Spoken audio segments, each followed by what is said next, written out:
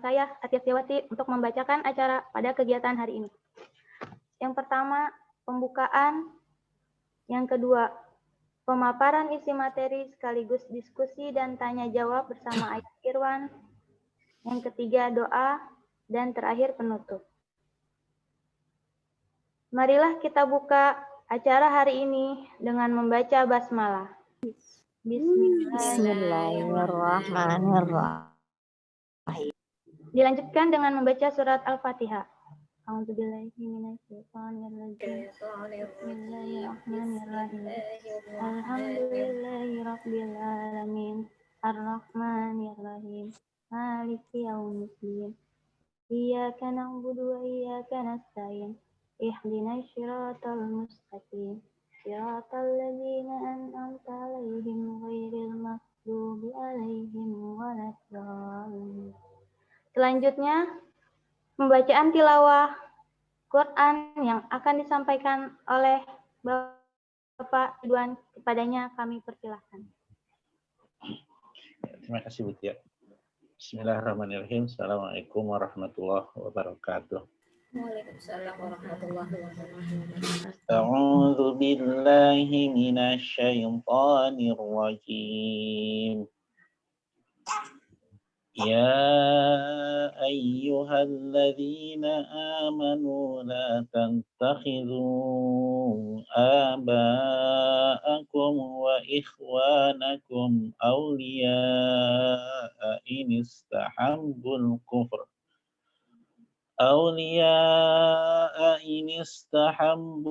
kufr alal iman. وَمَنْ يَتَوَلَّهُمْ مِنْكُمْ فَأُولَئِكَ هُمُ الظَّالِمُونَ قُلْ إِنْ كَانَ آبَاؤُكُمْ وَأَبْنَاؤُكُمْ وَإِخْوَانُكُمْ وَأَزْوَاجُكُمْ وَأَشِيرَتُكُمْ وَأَمْوَالٌ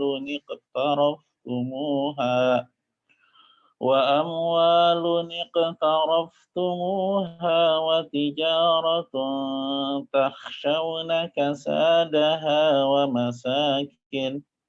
ومساكن ترضونها أحب إليكم من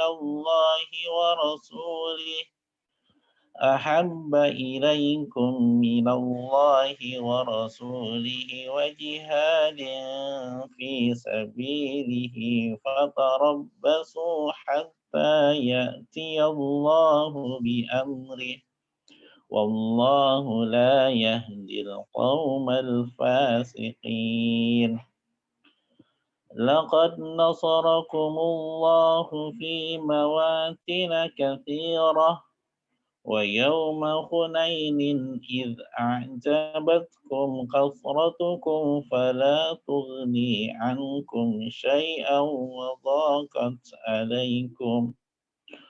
وضاقت عليكم الأرض بما رحبت ثم وليتم مدبرين ثم أنزل الله سكينته على رسوله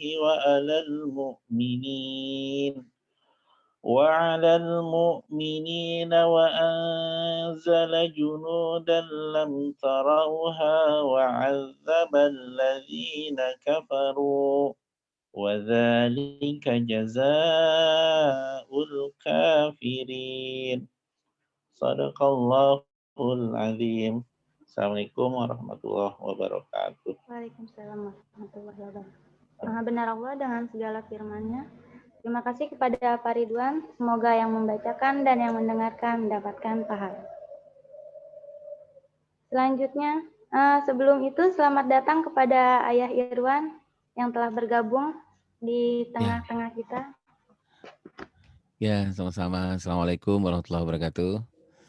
Waalaikumsalam. Sebelum memasuki acara inti, izinkan saya untuk membacakan profil pemateri kita pada hari ini. Nama lengkap, Irwan Rinaldi. Kelahiran Dusun Biaro, Bukit Tinggi. Pendidikan lulusan Universitas Indonesia, dan Sekolah Tinggi Filsafat. Seorang pakar parenting, yaitu ayah untuk semua, dan juga trainer di berbagai acara di Indonesia, penulis buku yang berjudul Ayah, Ada, dan Tiada. Inisiator program acara Dai Cilik. Pada tahun 2017, Ayah Irwan mendapatkan penghargaan dari GIN atau Gerakan Ibu Negeri sebagai Ayah Pejuang 2017. Itulah mungkin profil singkat dari Ayah Irwan. Silakan Ayah Irwan, kepadanya kami persilahkan untuk menyampaikan materi mengelola emosi pada anak dan orang tua. Ya, alhamdulillah, terima kasih banyak Ustazah. Bismillahirrahmanirrahim. Assalamualaikum warahmatullahi wabarakatuh. Apa kabar ayah dan bunda? Mudah-mudahan Ustadz Ustazah, para fasilitator, mudah-mudahan selalu sehat ya lahir dan batin insya Allah. Dan kalau berurusan dengan pengasuhan, pendidikan, selalu kita berdoa kepada Allah Subhanahu Wa Taala. Mudah-mudahan Allah selalu memberikan keberkahan ya dalam rumah tangga kita, kan itu yang paling mahal ya, ayah dan bunda ya. Karena kalau parenting skill, fathering skill mah bisa dicari kemana-mana ya, bisa ya, nyari baca buku atau bisalah kita lakukan di mana-mana. Tapi yang paling berat itu sebenarnya adalah meraih keberkahan rumah tangga kita, meraih keberkahan. Karena hampir semua penelitian menyebutkan bahwa ayah dan bunda, hampir semua penelitian menyebutkan bahwa kelancaran kita dalam mengasuh dan mendidik anak-anak kita itu disebabkan oleh bukan karena parenting skill, tapi karena keberkahan dari Allah Subhanahu Wa Taala. Nah, mudah-mudahan kita selalu berdoa di bulan Ramadan ini juga ayah dan bunda kita selalu bermuhasabah ya bersama-sama ya. Para ayah mengakui kalau ada yang salah, ada yang abai, ada yang lalai dalam kewajiban-kewajibannya menuntaskan, menunaikan hak-hak pengasuhan dan pendidikan bagi anak-anak, dan ya ibu juga kita dengan rela, dengan ridho kita meminta ampun kepada Allah Subhanahu Wa Taala kalau yang salah gitu ya, kalau yang salah dalam pengasuhan-pengasuhan kita. Apalagi ya bunda kalau kita bicara soal emosi. Nah, soal emosi ini kan memang bicara sangat sensitif ya. Kalau kita bicara soal emosi ini selalu saja itu ada 3 persoalan yang kita nggak bisa lupakan. Yang pertama itu adalah persoalan bonding dan persoalan attachment, persoalan kelekatan. Nah, kalau bicara soal bonding dan attachment itu, bonding dan kelekatan itu selalu kita nggak bisa lari dari apa yang dilakukan ibu dan bapak ketika anak usia dini gitu, usia 0 sampai 8 tahun. Ini nggak bisa nih kita lari dari 3 persoalan ini. Kenapa saya menyebutkan bonding dan attachment itu, kalau bonding itu kan kita mudah-mudahan kita sepakat ya ayah bunda ya, para fasilitator, kalau bonding itu kan memang awal dari semua pembentukan emosi anak-anak kita. Nah, bonding itu adalah bagaimana perasaan kita kepada anak kita ya, perasaan ibu, perasaan ayah kepada anaknya itu, para ahli dan ulama menyebutkan itu bonding. Jadi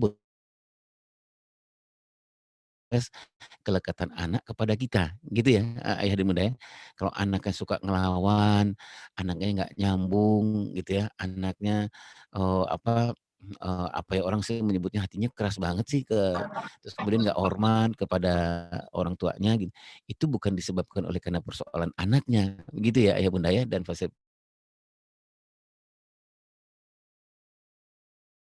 karena memang yang paling utama itu karena bonding yang buruk dari ibunya dan ayahnya. Nah, kalau kita bicara soal anak-anak, bicara soal emosi, pasti yang meletakkan pertama itu adalah ibu yang meletakkan pertama ya. Terutama di usia-usia 0 sampai 3,5 tahun atau 0 sampai 4 tahun. Nah, ayah bunda yang dimuliakan Allah Subhanahu wa taala, bonding itu kan nggak bisa tiba-tiba datang ya, bonding itu kan nggak bisa tiba-tiba datang. Jadi bonding itu sangat tergantung seperti apa proses ibunya dulu, terutama waktu pranikah gitu ya. Apakah ibunya punya nggak semacam, misalnya sensitivitas keibuan, motorik halusnya terlatih, kemudian bagaimana dia, menyayangi dan mencintai anak-anaknya apa adanya gitu, itu sangat berpengaruh kepada persoalan emosi anak-anak kelak kemudian hari. Nah, ayah bunda yang dimuliakan Allah Subhanahu wa taala, kemudian juga persoalan di umur 0 sampai 4,5 tahun ya, kalau para ahli menyebutkan 3 sampai 4,5 tahun itu, persoalan emosi anak itu sangat-sangat berpengaruh. Bahkan ada penelitian yang mengatakan seorang suami, laki-laki nih ya, suami atau seorang istri, terutama sih anak laki-laki atau suami, kalau ada persoalan emosi yang ada di dalam badannya ketika dia sudah menjadi seorang suami, dengan umur sekalian umur 30 tahun, 40 tahun bermasalah si sang suami itu, kata para ahli itu bisa jadi karena bukan persoalan dia di umur ketika dia menjadi suami, tapi persoalan dia kapan, kontributor yang paling banyak itu adalah ketika dia dulu berada di umur usia dininya, terutama di usia 3 tahun atau usia 4 tahunnya. Apa itu yang terjadi? Bisa jadi ibunya nggak deket sama dia. Ini yang terutama anak laki-laki ya. Secara emosional ada seorang suami yang saya ceritakan tadi itu bermasalah lah gitu ya. Kasar sama istri, kemudian nggak menghargai istri, susah untuk memuji dan menghargai istri, kemudian ngomongannya kasar, nggak peduli. Ini salah satu penyebabnya adalah bukan karena persoalan di umur dia, tapi karena persoalan dia di umur usia dininya atau di umur 0 sampai 3 tahun, 0 4 tahunnya. Apa itu sebabnya Ayah Iran? Bisa jadi ya, bisa jadi yang saya sebutkan tadi itu bonding ibunya buruk. Bonding ibu buruk itu apa? Ibunya nggak ada waktu dia di umur 0 3 tahun, 0 4 tahun, gitu. Ini kita mau membicarakan soal asal muasal emosi nih ayah dan bunda ya. Jadi bisa jadi di umur 0 3 tahun, 4 tahun itu ibunya bekerja, setelah ibunya bekerja, ibunya pun ketika ada waktu dengan dia, dengan anaknya ini, itu nggak total dengan anaknya. Misalnya lagi gendong anaknya, lagi meluk anaknya, lagi melihat anaknya, berbicara dengan anaknya, masih pegang WA, masih pegang melakukan kegiatan yang lain.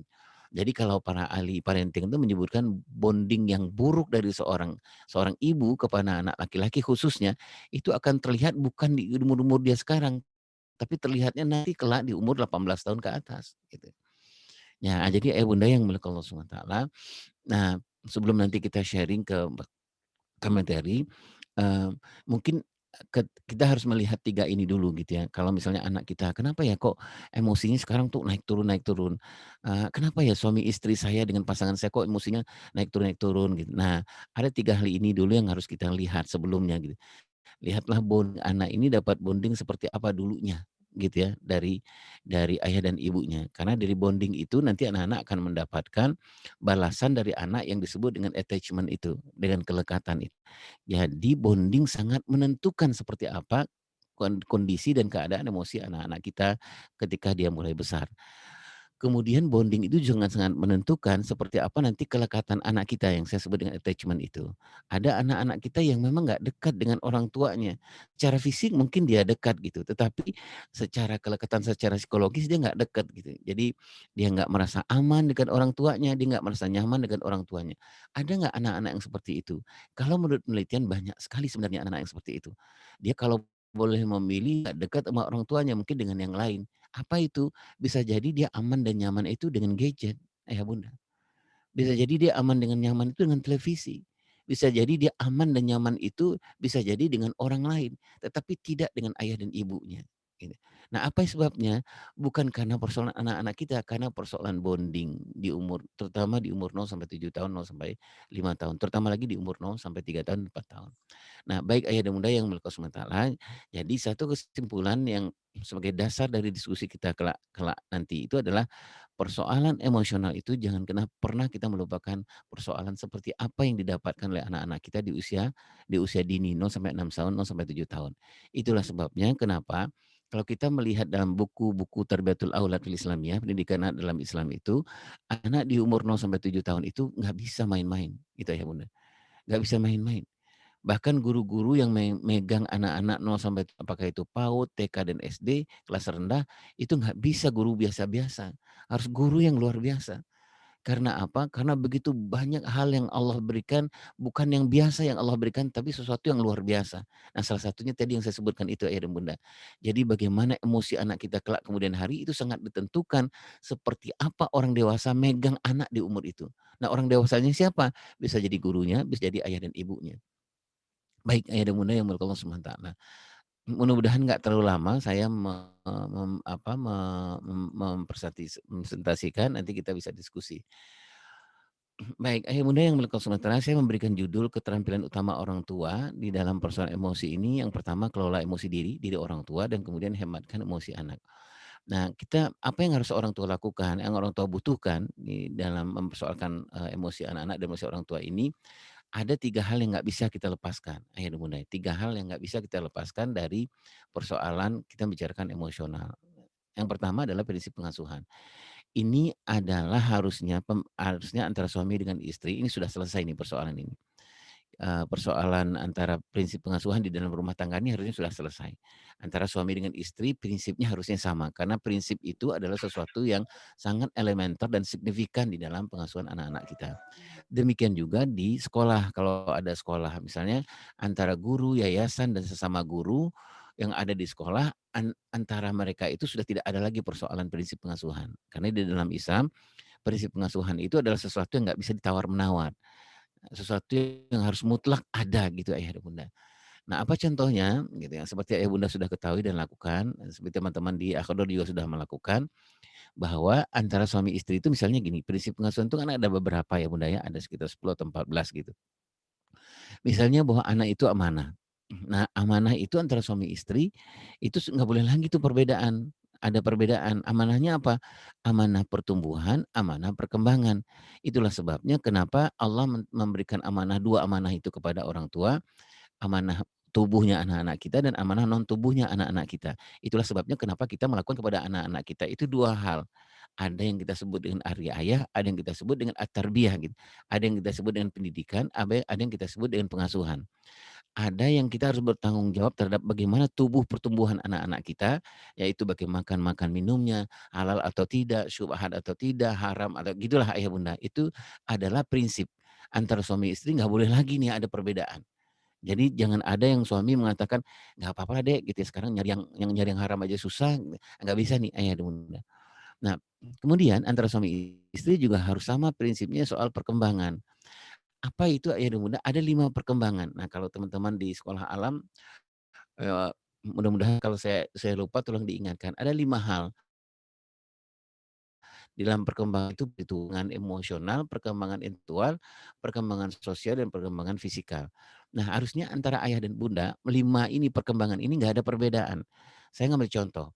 Kalau ada si ibu yang mengatakan kepada suaminya, Abang nanti urusan-urusan perkembangan spiritual anak, perkembangan emosional anak, Abang ikut campur ya Bang, gitu. Nah si abangnya bilang, "Oh enggak deh, aku nyari uang aja." Nah berarti memang ada persoalan paling mendasar di rumah tangga itu. Jadi, kenapa? Karena si abangnya nggak prinsipnya adalah dia nyari uang aja. Tapi kalau urusan emosional, urusan intelektual, urusan spiritual, urusan sosial, itu nggak tanggung jawab dia. Adakah yang seperti ini? Ayah dan bunda yang mulia subhanahu wa taala, dan di dalam beberapa penelitian di Indonesia banyak sekali ayah yang berprinsip seperti ini. Sehingga apa yang terjadi, nanti kalau kita bicara soal pola pengasuhan, kita bicara roadmap pengasuhan, itu agak susah gitu ya. Kenapa? Karena memang di awalnya sudah berbeda, gitu. Jadi misalnya gini, gimana kita harus melatih emosi anak-anak. Di emosi itu kan ada 2 hal yang paling paling pokok ya Bunda ya. Ada persoalan ujaran, ada persoalan tindakan, persoalan rasa ini. Ada bagaimana bagaimana kita melatih ujaran anak-anak kita, bagaimana kita melatih tindakan anak-anak kita yang bersumber dari rasa, dari emosi anak-anak kita. Nah kalau si suaminya nggak berprinsip itu, kalau dia pulang, kemudian anaknya datang, kemudian anaknya bilang, "Ayah, aku boleh nggak ngomong sama ayah? Aku boleh nggak cerita sama ayah?" Tapi karena prinsipnya berbeda, si ayahnya bilang, "Udah sama bunda aja ya, ayah capek nih nyari uangnya susah," gitu. Ini signifikan nih ayah dan bunda, gitu. Ini signifikan kenapa? Karena harusnya urusan-urusan seperti itu, apalagi kalau anak-anak sudah umur 8 tahun ke atas, ibu memang sudah agak mundur sedikit gitu. Ayahlah yang lebih banyak mengurus 5 hal yang tadi itu yang saya sebutkan itu. Nah, kalau umur 0 sampai 7 tahun dan 8 tahun, okelah ibu yang harus lebih banyak ya, karena memang tender love-nya, mothering-nya harus lebih banyak berperan. Tapi kalau sudah umur 8 tahun ke atas, itu fathering-nya yang lebih berperan, tough love-nya yang lebih berperan. Nah, bayanglah ayah dan bunda, ada sepasang suami istri, seorang ayah dan ibu di sebuah rumah, prinsipnya ini berbeda gitu. Kalau si ibu mengatakan bahwa ayah itu perannya apa tugasnya tidak hanya sekedar mencari uang loh ya. Ayah itu bertanggung jawab juga ngurus spiritual anak, kemudian ngurus emosi anak. Sementara ayahnya bilang, "Enggak, aku tuh cuma cari uang aja," gitu. Nah, ayah dan bunda yang melakukan SWT, bicara soal emosi anak ini menjadi sesuatu yang sangat signifikan. Mari kita cek di rumah kita, apakah sudah sama prinsip pengasuhan ini? Nanti akan panjang tuh ayah dan bunda. Misalnya begini, Prinsip pengasuhan itu nanti antara suami dengan istri sama-sama bersemangat mengasuh mendidik anak-anaknya. Kenapa? Karena dua-duanya berprinsip bahwa nanti kita nggak bisa lepas dari tanggung jawab kepada Allah Subhanahu wa taala. Dia menghisap nanti. Nah, kalau ini dua ini berbeda antara suami istri, kata suami mah gampang, entar jalani aja gitu. Tapi kata istri jangan, Bang, karena nanti kita akan ditanya sama Allah Subhanahu wa taala. Kalau prinsipnya sama, alhamdulillah nanti pola pengasuhan dan roadmap-nya jadi gampang. Tapi kalau prinsipnya berbeda, nanti kita akan susah. Kita melakukan apa? Menghebatkan emosional anak kita, menghebatkan spiritual anak kita. Agak susah hanya ibu saja yang berprinsip atau salah satu dari mereka saja yang mengatakan bahwa itu adalah kewajibannya. Nah, banyak lagi dengan ayah bunda ya. Ada lagi misalnya di prinsip pengasuhan itu mana kita yang pilih lebih dahulu, mensolehkan lebih dahulu atau memintarkan lebih dahulu dari pengasuhan anak-anak kita. Kalau di prinsip pengasuhan dalam Islam, solehkan dulu baru pintarkan, gitu ya teman-teman, ayah bunda yang dimuliakan Allah Subhanahu wa taala. Jadi bukan kita anti dengan memintarkan, bukan anti dengan persoalan kognisi, tetapi memang bimbingannya dari agama kita yang paling utama itu bukan tu'alimul kitab, tetapi tazkiyatun nafs awalan summa tu'alimul kitab, kan gitu ya. Nah itulah kenapa sekolah alam akhdar ini selalu menitik beratkan ke persoalan-persoalan bukan ke kognisinya yang lebih dahulu karena nanti kalau tazkiyatun nafsnya kecerdasan emosional nggak kuat gitu ya nanti semua kognisi yang dia punya itu kan nggak menjadi berarti gitu. Orang begitu pintarnya gitu ya bunda tapi secara emosional dia nggak cerdas gitu nanti kepintarannya itu kan akan menjadi bumerang bagi dia gitu ya bunda. Nah baik banyak lagi prinsip pengasuhan yang tadi saya sampaikan harusnya bapak dan ibu sudah menyepakati hal ini. Kemudian yang kedua yang tidak kalah pentingnya yang kita bicarakan adalah persoalan pola pengasuhan.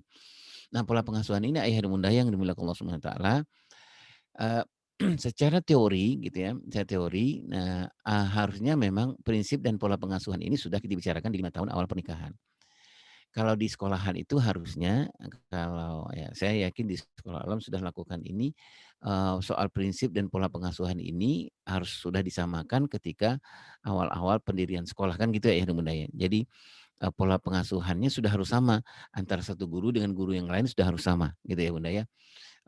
Antara kalau di rumah itu antara anak dan antara orang tua, ayah dengan ibu sudah harus sama. Kenapa harus sama? Karena pola pengasuhannya urusannya adalah urusan teknis. Urusannya berhubungan dengan persoalan apa yang harus kita stimulasikan dan kita simulasikan kepada anak-anak kita dalam kehidupan sehari-hari. Nah, saya ngambil contoh nih ayah bunda ya, misalnya bagaimana kita pola membangunkan anak di pagi hari, gitu ya bunda ya, itu kalau di rumah nih. Sudah barang tentu kalau nggak sepakati pola yang mana yang kita mau lakukan, antara ayah dengan ibu pasti berbeda, karena datang dari pola asuh yang berbeda pasti. Kalau ayahnya membangunkan anaknya, pasti dengan pola dia seperti apa dulu dia dibangunkan oleh ayah dan ibunya. Kalau ibunya membangunkan anaknya, pasti dia seperti apa dulu dia dibangunkan, gitu. Nah, kebayanglah kalau ada suami istri punya anak, terutama bagi anak-anak yang usia SD ke bawah ya, kebayanglah kalau anaknya setiap hari itu berbeda-beda cara membangunkannya, gitu ya Bunda ya.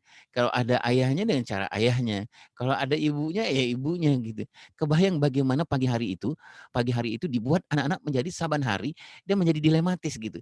Sebenarnya seperti apa sih kalau dengan ayah itu kita digesa-gesa gitu, kita menjadi stres. Tapi dengan ibu dengan penuh dengan kelembutan gitu. Jadi hari ini agak sedikit keras gitu ya, besoknya kelembutan. Kebayanglah bagaimana kita membentuk self esteem atau self concept anak-anak kita. Bagaimana kita membangun percaya diri anak-anak kita, bagaimana membangun konsep diri anak-anak kita. Nah, itulah sebabnya ya dan Bunda, kita perlu untuk berbicara antara suami istri pola asuh yang mana yang kita menggunakan di rumah kita masing-masing. Nah, yang paling berat itu adalah ketika di rumah tangga kita belum pernah bicara soal pola asuh atau di sekolah kita belum pernah bicara soal pola asuh. Nah, kalau di sekolah itu kan seperti misalnya persoalan harus ada kesepakatan antara guru masing-masing, kapan seperti apa kita mengapresiasi anak-anak misalnya gitu ya Bunda ya. Atau misalnya, tentang opening guru kelas 1 pasti berbeda dengan opening guru kelas 6 atau guru kelas 4. Closing-nya pasti juga berbeda. Kenapa berbeda? Karena memang berbeda polanya. Baik ayah dan bunda yang dimuliakan Allah Subhanahu wa taala. Nah, yang berikutnya yang berhubungan pola asuh itu dalam persoalan hutang pengasuhan. Kenapa saya bicara soal hutang pengasuhan dan kaitannya dengan persoalan emosi adalah, kadang-kadang ayah dan bunda kalau kita dalam mengasuh anak kita sehari-hari memberikan stimulasi dan simulasi itu sangat terpengaruh seperti apa kondisi ayah dan ibunya gitu ya bunda ya. Jadi misalnya gini, kadang-kadang kita ini ayah dan bunda, kita ini saya gitu ayah bunda, itu kepribadian saya sekarang itu lebih banyak ditentukan seperti apa di umur 0, 15 tahun, 0, 18 tahun saya. Dalam misalnya kita membangunkan anak, tiba-tiba misalnya anak nggak bangun, terus langsung emosi, langsung marah nih, si ayahnya langsung marah gitu. Itu bukan kenapa-napa, ayahnya sebenarnya habis itu dia nyesel gitu ya. Kenapa menyesal gitu, karena sebenarnya dia nggak mau untuk membangunkan anaknya dengan bersikap keras, dia nggak mau untuk tidak, berlaku buruk kepada anaknya dalam kehidupan sehari-harinya, dia nggak mau sebenarnya. Tetapi apa, kenapa dia nggak bisa mengendalikan dirinya, karena itu sudah ada di dalam dirinya. Kenapa sudah ada dalam dirinya, begitulah yang dia terima di umur 0, 15 tahun dan 18 tahun, gitu ya Bunda. Nah, itu yang kita sebut dengan utang pengasuhan. Nah, yang terakhir ayah dan bunda yang dimiliki Allah SWT yang kita berkaitan dengan persoalan pembangunan emosi atau pengelolaan emosi itu adalah persoalan roadmap pengasuhan. Nah, saya mudah-mudahan ayah bunda saya berhusnuzon kepada diri saya dan kepada ayah bunda dan kepada seluruh fasilitator bahwa rumah tangga kita atau sekolah sudah punya roadmap pengasuhan yang sesuai dengan apa yang diinginkan oleh Allah dan Rasul gitu. Roadmap pengasuhan ini roadmap pengasuhan sebenarnya kan sudah ada ya di dalam pengasuhan dalam Islam itu sudah ada. Jadi kita nggak boleh berkreasi-kreasi lagi. Tapi persoalan teknisnya boleh kita berkreasi. Desainnya seperti apa roadmapnya sudah jelas. Nah, mohon mohon maaf ya Bunda, ini saya hanya sekedar mengingatkan saja. Allah Subhanahu wa taala sudah menjelaskan roadmap pengasuhan itu seperti apa. Nah, gitu. Ada roadmap pengasuhan seperti misalnya Allah menyampaikan innallaha Adam wa Nuhan wa ala Ibrahim wa ala Ibrahim. Kan gitu ya, Bunda ya. Jadi kalau ngasuh anak laki-laki itu, kalau kamu punya anak laki-laki, seolah-olah Allah mengatakan begitu.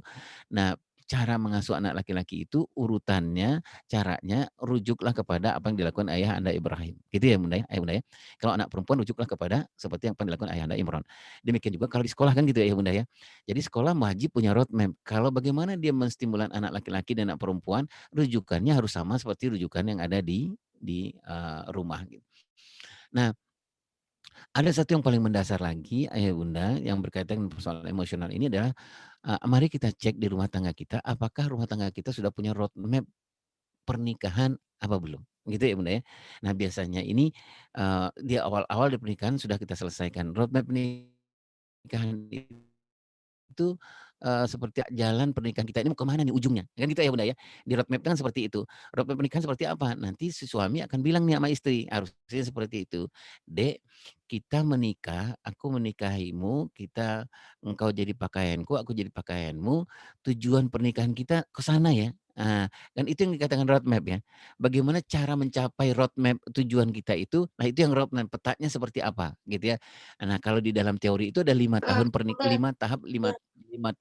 pernikahan.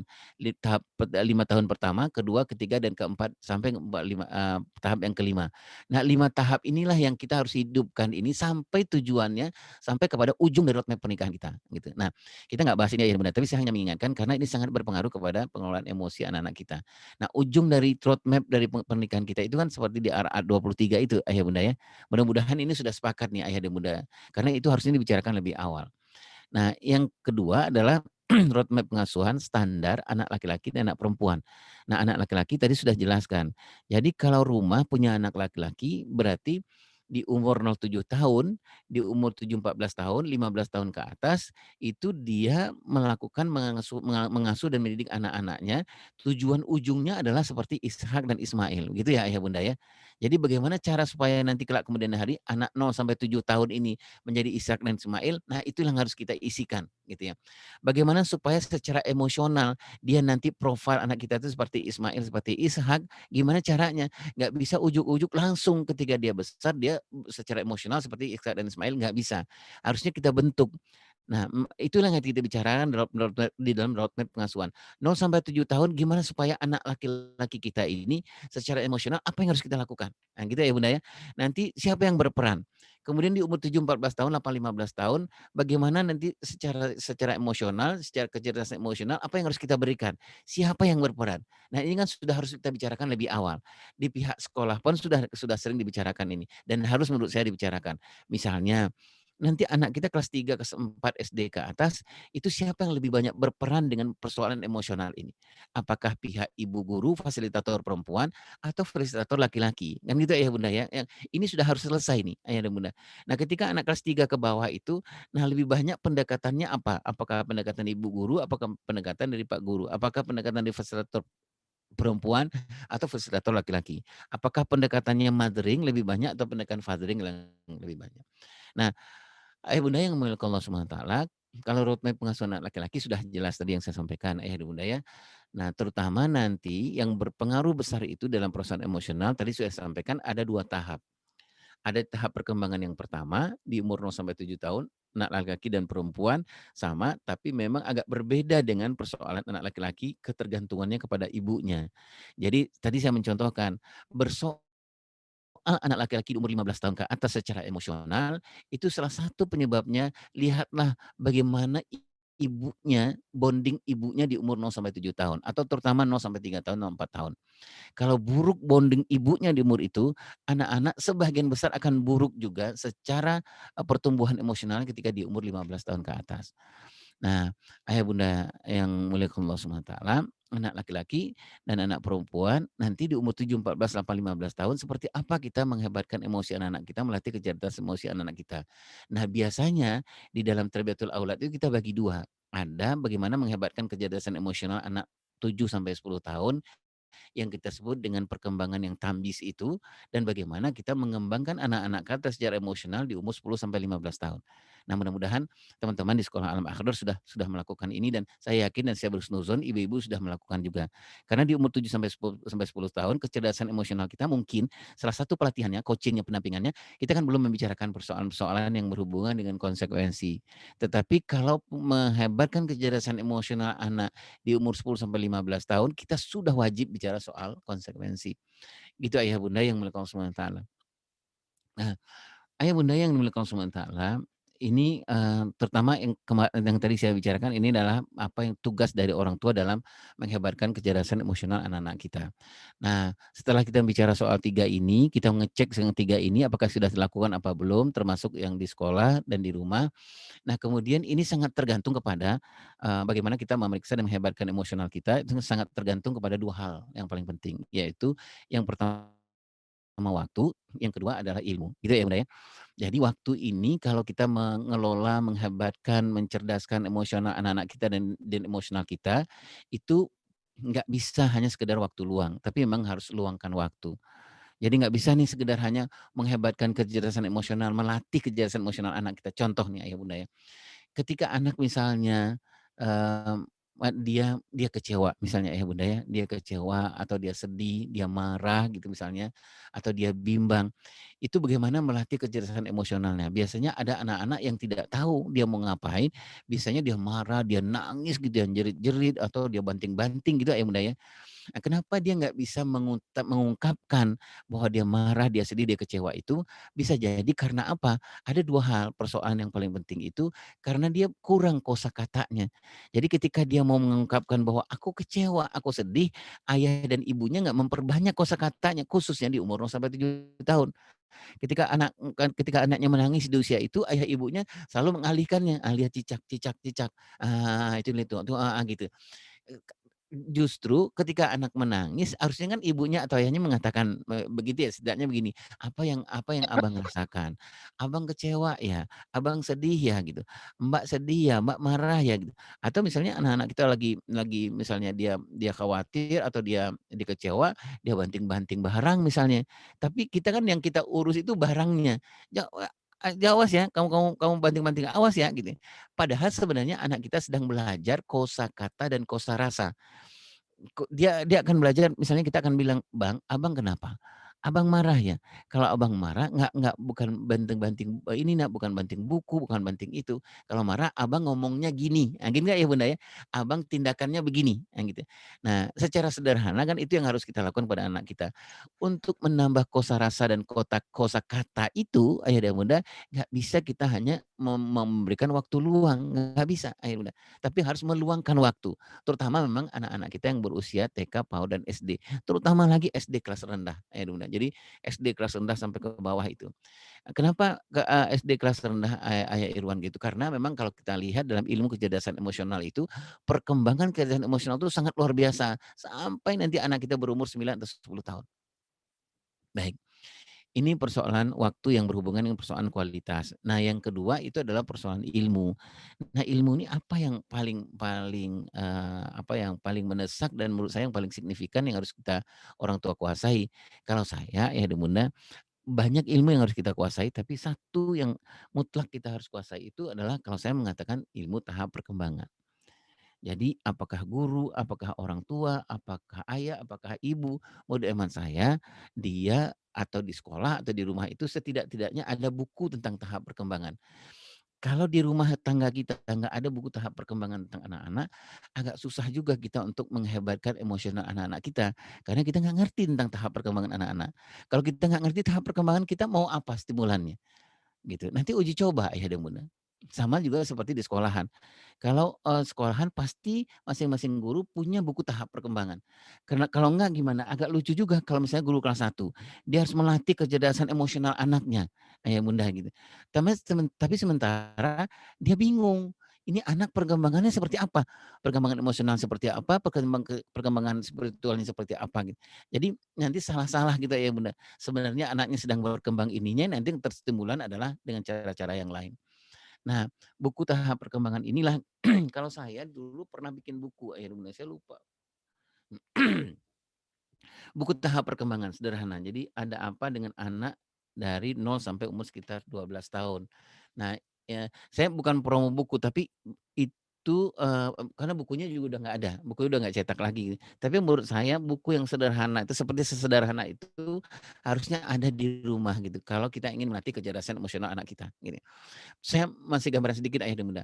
Jadi kan kecerdasan emosional anak itu kan dari umur dia kecil sampai nanti dia puncaknya itu 15, 16 tahun. Kan kita harus mengetahui itu ya Bunda ya. Misalnya gini, kalau anak bayi itu kecerdasan emosionalnya seperti apa? Kecerdasan emosional anak bayi itu kecerdasan sering orang menyebutnya kecerdasan emosional umum gitu ya Bunda ya.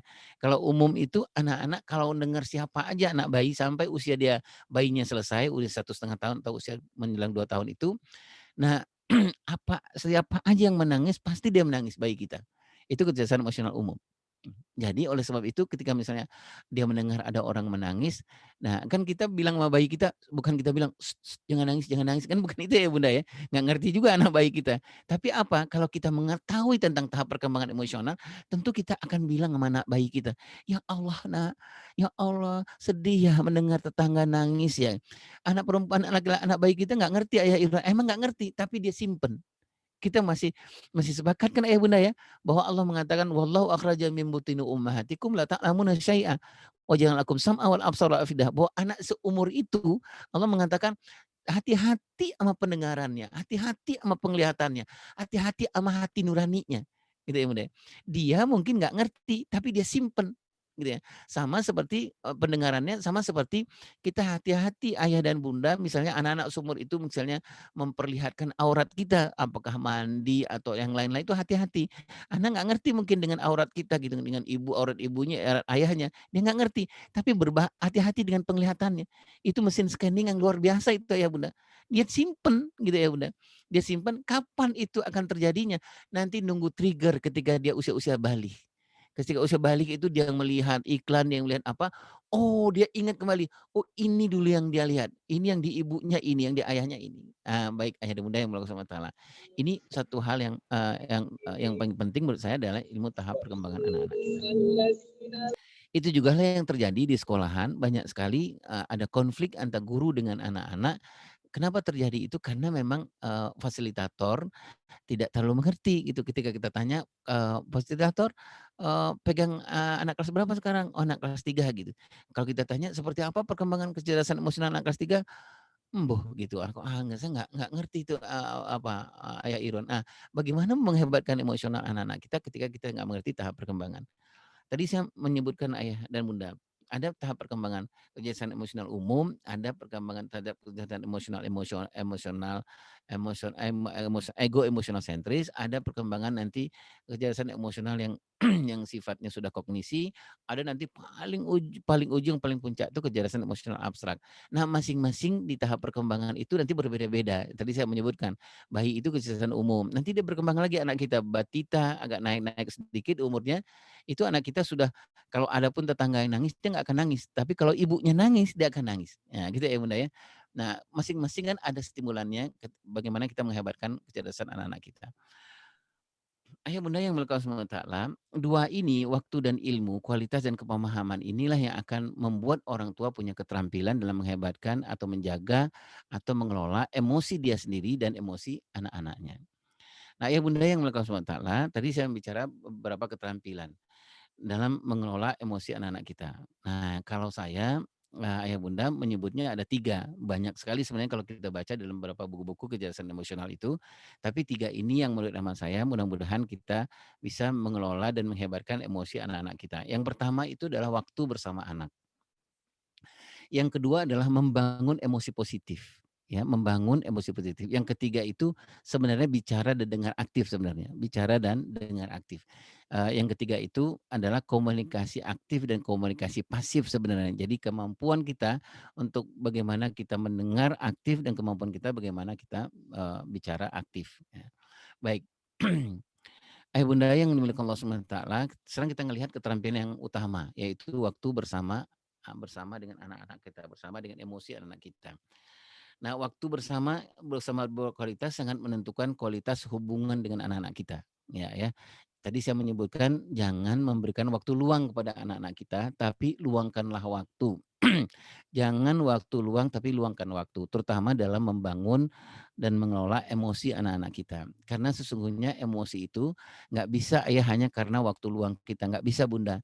Jadi misalnya gini, kita akan oh ya kita mau ngelatih nih emosi anak-anak kita gitu, akan mengelola anak-anak kita, nggak bisa gitu. Oh, dengan hanya waktu luang. Oh, ini ada waktu nih sekarang nih. Ada waktu nih 10 menit, nggak bisa ya. Jadi memang harus luangkan waktu gitu. Kenapa? Karena persoalan emosi anak-anak itu kan nggak bisa kita takar, nggak bisa kita jadwalkan nggak bisa gitu. Karena dia akan terjadi every minute, every second. Ya. Nah, oleh sebab itu adalah ketika kita lagi bersama dengan anak-anak kita, nah itu yang kita manfaatkan. Nah, waktu yang berkualitas itu ada 2. Ada yang kita sebut dengan waktu bersama atau waktu dengan anak.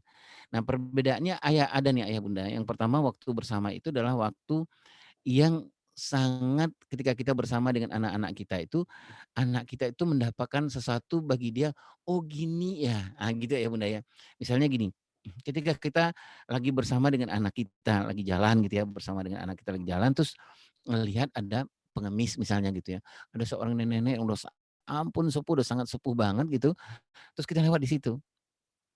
Kalau ayahnya atau ibunya bersama dengan anak gitu ya, bersama anak bukan bukan, ayah dan ibunya dengan anak, kalau bersama anak, ayah dan ibunya pasti memanfaatkan momen ini untuk anaknya, gitu. Jadi anaknya mendapatkan sesuatu, misalnya ibunya bilang gini, "Dek, A, Mas, Abang lihat nggak nenek yang di sebelah?" Ya gitu misalnya gitu ya, Bunda ya. Terus kemudian anaknya bilang, "Iya, aku nggak tega ngelihatnya, aku ingat sama Mbak, aku ingat sama Eyang." Nah terus kita nggak mau melakukan apa Nak? Itu kata ibunya. "Aku boleh nggak ngasihin uang jajanku yang tadi Bunda kasih sama aku?" Gitu. Nah, ketika mereka mengatakan begitu, kita bilang ke mbak anak kita, "Ya Allah nak, makasih anak ya." Nanti dibimbing dia untuk menyerahkan uang. Nanti ada respon dari pengemisnya, dari neneknya, nanti kita akan tanya ke anak kita, "Ya, gimana perasaannya sekarang? Udah membantu nenek?" Nanti anaknya bilang, "Aku nanti akan nolong semua orang." Nah, itu namanya waktu bersama anak. Jadi anaknya mendapatkan sesuatu. Jadi kalau ayah dan ibu dan bunda itu, waktu dengan anak kalau misalnya ayah dan ibu lewat dengan anak dengan kasus yang sama, ngelewatin pengemis gitu ya ayah dan bunda, ngelewatin nenek-nenek tadi itu, tapi kalau prinsipnya dengan anak, pergi dengan anak, itu ayah dan ibunya nggak akan memanfaatkan itu, gitu. Kenapa? Karena perbedaan itu yang tadi ayah bunda, kalau bersama itu pasti anak-anak mendapatkan sesuatu, kalau dengan anak-anak nggak mendapatkan nggak mendapatkan sesuatu. Begitu banyak stimulan-stimulan yang ada, tapi tidak ada dampak kepada emosinya. Bahkan ada orang tua yang sebenarnya itu momen untuk melatih emosional anak, tapi orang tuanya malah anaknya pas ada lihat pengemis, ada nenek-nenek gitu, anaknya deket. Tapi malah bapak dan ibu bilang, jangan, terrepot, jangan. Gitu. Betapa banyak kita melakukan hal semacam ini. Kenapa? Karena prinsipnya kita segala sesuatu itu dengan anak. Kalau dengan anak itu anak nggak dapatkan apa-apa. Pergi ke masjid, berpuasa dengan anak, berbuka, bersahur dengan anak-anak. Kalau dengan sahur dengan anak-anak, anak-anak nggak dapat apa-apa. Kecuali kalau dia berbuka, dia dapat berbuka aja. Dapat makan, dapat minum. Tetapi dia nggak mendapatkan sesuatu untuk perkembangannya. Nah, ayah bunda yang dimiliki Allah Subhanahu wa Ta'ala, ini yang tadi saya sebutkan itu, kalau bersama anak, itu bermakna buat anak, anak semakin berkembang. Nah, contohnya yang tadi saya sebutkan ayah bunda. Kalau ayah bunda dengan anak, ya, pergi ke masjid dengan anak, pergi ke pasar dengan anak, makan dengan anak, itu bermaknanya bukan buat anak-anak, dan anak-anak nggak berkembang. Tadi saya udah contohkan. Nah, ini saya mengajak ayah bunda untuk berlatih aja gitu ya bunda ya. Nah, buatlah kegiatan-kegiatan yang selama ini kita coba cek kegiatan ayah bunda selama ini dengan anak-anak, apakah dengan anak-anak ataukah bersama dengan anak-anak. Ya, kita lihat misalnya, oh kalau selama ini saya berbuka puasa itu ayah Irwan ternyata bukan bersama anak, hanya dengan anak gitu. Kenapa gitu bunda gitu? Karena berbuka itu saya lebih banyak urusannya ke makannya, bukan kepada perkembangannya, gitu. Saya anak-anak nggak dapatkan sesuatu dari berbuka kecuali, makan yang habis, Mbak makan yang habis, gitu. Kecuali itu. Nah itu kita sebutnya adalah dengan anak, waktu dengan anak. Tapi waktu bersama dengan anak mendapatkan sesuatu di dalam perkembangannya, khususnya perkembangannya, bukan hanya urusan pertumbuhannya, gitu. Baik. Nanti ayah bunda boleh membuat ya, selama ini tolong dicek, yang kita lakukan selama ini adalah bersama atau dengan. Ayah bunda yang milik Allah Subhanahu wa Ta'ala, bersama anak itu adalah cara memanfaatkan waktu bersama anak dengan yang berkualitas. Dan ada dengan dua cara. Yang pertama memanfaatkan golden moment. Golden moment itu dengan merebut atau merekayasa, kemudian sesuai dengan umur. Nah, contohnya ini ayah bunda ya, jadi golden moment yang direbut, golden moment yang rekayasa. Contohnya seperti apa? Nah, misalnya gini, dalam bulan Ramadan ini, anak kita emosinya kan, apalagi yang baru latihan puasa ya, dan emosinya kan sangat luar biasa itu ayah dan bunda. Ada anak yang ngancem bunuh diri, ada yang anak wah udah luar biasa gitu ya. Ada anak yang marah aja bawaannya. Segala sesuatunya berhubungan dengan emosinya. Ada anak yang sedihnya luar biasa. Nah ini yang kita mau katakan ayah dan bunda, supaya kita bisa mengelola emosi anak, menghebatkan emosi anak, kita rebut atau rekayasa. Kalau ada anak yang mengatakan, "Bun, aku udah capek banget. Aku udah nggak kuat puasa," gitu. Dan kemudian dia marah-marah gitu. Nah berarti kita harus, ini golden moment. Nah golden moment itu yang kalau anak kejadian seperti itu apa yang harus kita lakukan? Rebut. Karena itu momen itu, rebutnya gimana? Urusannya dengan perkembangan, bukan dengan pertumbuhan saja, urusan dengan perkembangan. Gimana misalnya, dia bilang, "Aku marah nih," gitu. Kita mengatakan, "Oh, Adek marah ya. Kalau marah tapi tidak teriak-teriak, Dek. Kalau marah nggak nggak lempar buku, nggak lempar apa-apa. Kalau marah, Adek boleh nggak ngomong dengan Bunda? Ngomongnya begini." Itu kita merebut. Merebut apa yang kita mau rebut? Kita mau rebut momen bagaimana mengelola, bagaimana mengenalkan, bagaimana memperbanyak kosakata, kosarasa, kosa emosi kepada anak-anak kita. Banyak sekali ayah dan bunda, momen-momen itu terjadi di bulan puasa banyak sekali. Apakah itu sahur, apakah itu berbuka, apakah itu kejadian-kejadian selama dia berpuasa gitu. Ada yang berpuasa setengah hari, ada yang berpuasa full gitu. Banyak sekali momen-momen yang berhubungan dengan emosional. Nah, tugas kita adalah tadi saya menyebutkan waktu dengan memanfaatkan golden moment, rebut atau rekayasa. Kalau yang rekayasa seperti apa? Rekayasa itu kitanya yang membuat, kitanya yang merekayasa gitu ya, Bunda. Misalnya kalau kita lagi berpuasa nih, terus kita mau melatih kecerdasan emosional anak kita, misalnya dia dia empati lah gitu ya dengan keadaan di lingkungan. Terus misalnya lagi nonton TV itu ternyata ada kejadian lah gitu, ada banjir bandang di mana misalnya di NTT. Terus di sana kita ngelihat gitu ya, ada anak-anak yang di tengah banjir gitu yang udah hampir kelelap, terus kemudian nggak bisa makan. Nah ini dalam bulan puasa nih, ini anak kita dalam keadaan itu dia diam aja, gitu ya, nggak ada respon apa-apa, berarti kita nggak bisa rebut. Apa yang harus kita lakukan? Rekayasa. Kitanya yang merekayasa momen gitu ya Bunda. Supaya apa? Supaya anak kita dapat belajar kecerdasan emosional. Supaya anak kita bisa empati dengan keadaan. Nah gitu, misalnya kita bilang, kita lagi nonton TV nih bareng sama anak kita, terus kita bilang sama anak kita, ya Allah," gitu ya. Mungkin kita ngomongin gitu. Terus anak kita bilang, "Kenapa sih ayah ngomong ya Allah?" Ya Allah Nak, ayah nggak bayang bagaimana kalau kita yang terjadi seperti itu ya di bulan puasa. Ya Allah rumah kita hancur, kemudian nggak ada yang mau dimakan. Ini namanya merekayasa. Merekayasa yang tadi itu munculnya kecerdasan emosional di anak-anak kita. Nah, kalau anak-anak yang sudah terlatih dengan rekayasa ini selalu akan muncul balasan, "Oh, aku juga sedih," gitu ya. Nah, kalau kalau udah itu berarti kita sudah melatih nih, sudah memanggil nih kecerdasan emosional anak kita. Nah, tinggal kita memainkan peran aja. Nah, kita bilang, "Kalau sedih bagaimana, Bang? Bagaimana, Mbak? Apa yang harus kita lakukan?" Nah, biasanya anak kita bilang, "Oh, ya udah kita kumpulin uang Ayah," atau apalah gitu ya Bunda yang berkaitan dengan kecerdasan emosional anak-anak kita. Nah, itu 2 hal, dengan berurusan dengan golden moment. Nah, Ayah Bunda yang Allah Subhanahu wa taala, ini contoh yang merebut ya, contoh yang tangkap momen dari anak-anak. Jadi merebut momen emosional anak-anak. Misalnya ayah bunda nilai gambarku bagus gitu. Nah, ini contohnya nih yang kita merebut. Nah, lihat bahasa tubuh, perhatian penuh dengan bahasa tubuh tanpa suara. Ayah bunda yang berkasih taala dalam menghebatkan kecerdasan emosional anak-anak kita itu, terutama dalam golden moment merebut ini, yang pertama itu memang harus kita perlihatkan itu bukan verbal lebih dahulu, tapi adalah bahasa tubuh, bukan bahasa verbal. Jadi bagaimana misalnya kalau anak lagi excited, kalau kita lagi pegang handphone misalnya, bagaimana handphone tuh kita taruh dulu dan kita full ngelihat ke anak-anak, itu bahasa tubuh gitu. Dan itu sangat berarti untuk mengelola dan menghebatkan emosional anak-anak kita. Karena dengan kita naruh handphone itu si anak merasa bahwa kita ngelihat ke anak terus kita bilang, "Ada apa Bang? Ada apa Mbak?" gitu. Itu si anak merasa bahwa semua perasaanku ayah sudah siap untuk mendengarkannya. Semua yang aku rasa, emosi yang kurasa, bunda sudah siap. Buktinya apa? Buktinya bunda naruh handphonenya kalau ngomong sama aku. Nah, buktinya apa? Bunda matiin kompornya, kemudian bunda mendekat ke aku. Ini paling penting adalah memperlihatkan bahasa tubuh. Nah, yang kedua, contohnya ayah dan bunda adalah apa yang ayah sebutkan waktu yang ketika anaknya mengatakan bahwa ayah nilai gambarku bagus gitu. Nah, setelah bahasa tubuh kita perlihatkan, apa yang harus kita lakukan? Nah, barulah kita melihatkan bahasa verbal. Biasanya dianjurkan oleh para ahli itu selalu mengungkapkan kalimat-kalimat asmaul husna ya atau kalimat-kalimat thayyibah gitu. Misalnya subhanallah, masya Allah dan lain-lain. Ya nak, ayah bunda senang kamu pasti berusaha membuat menjadi bagus.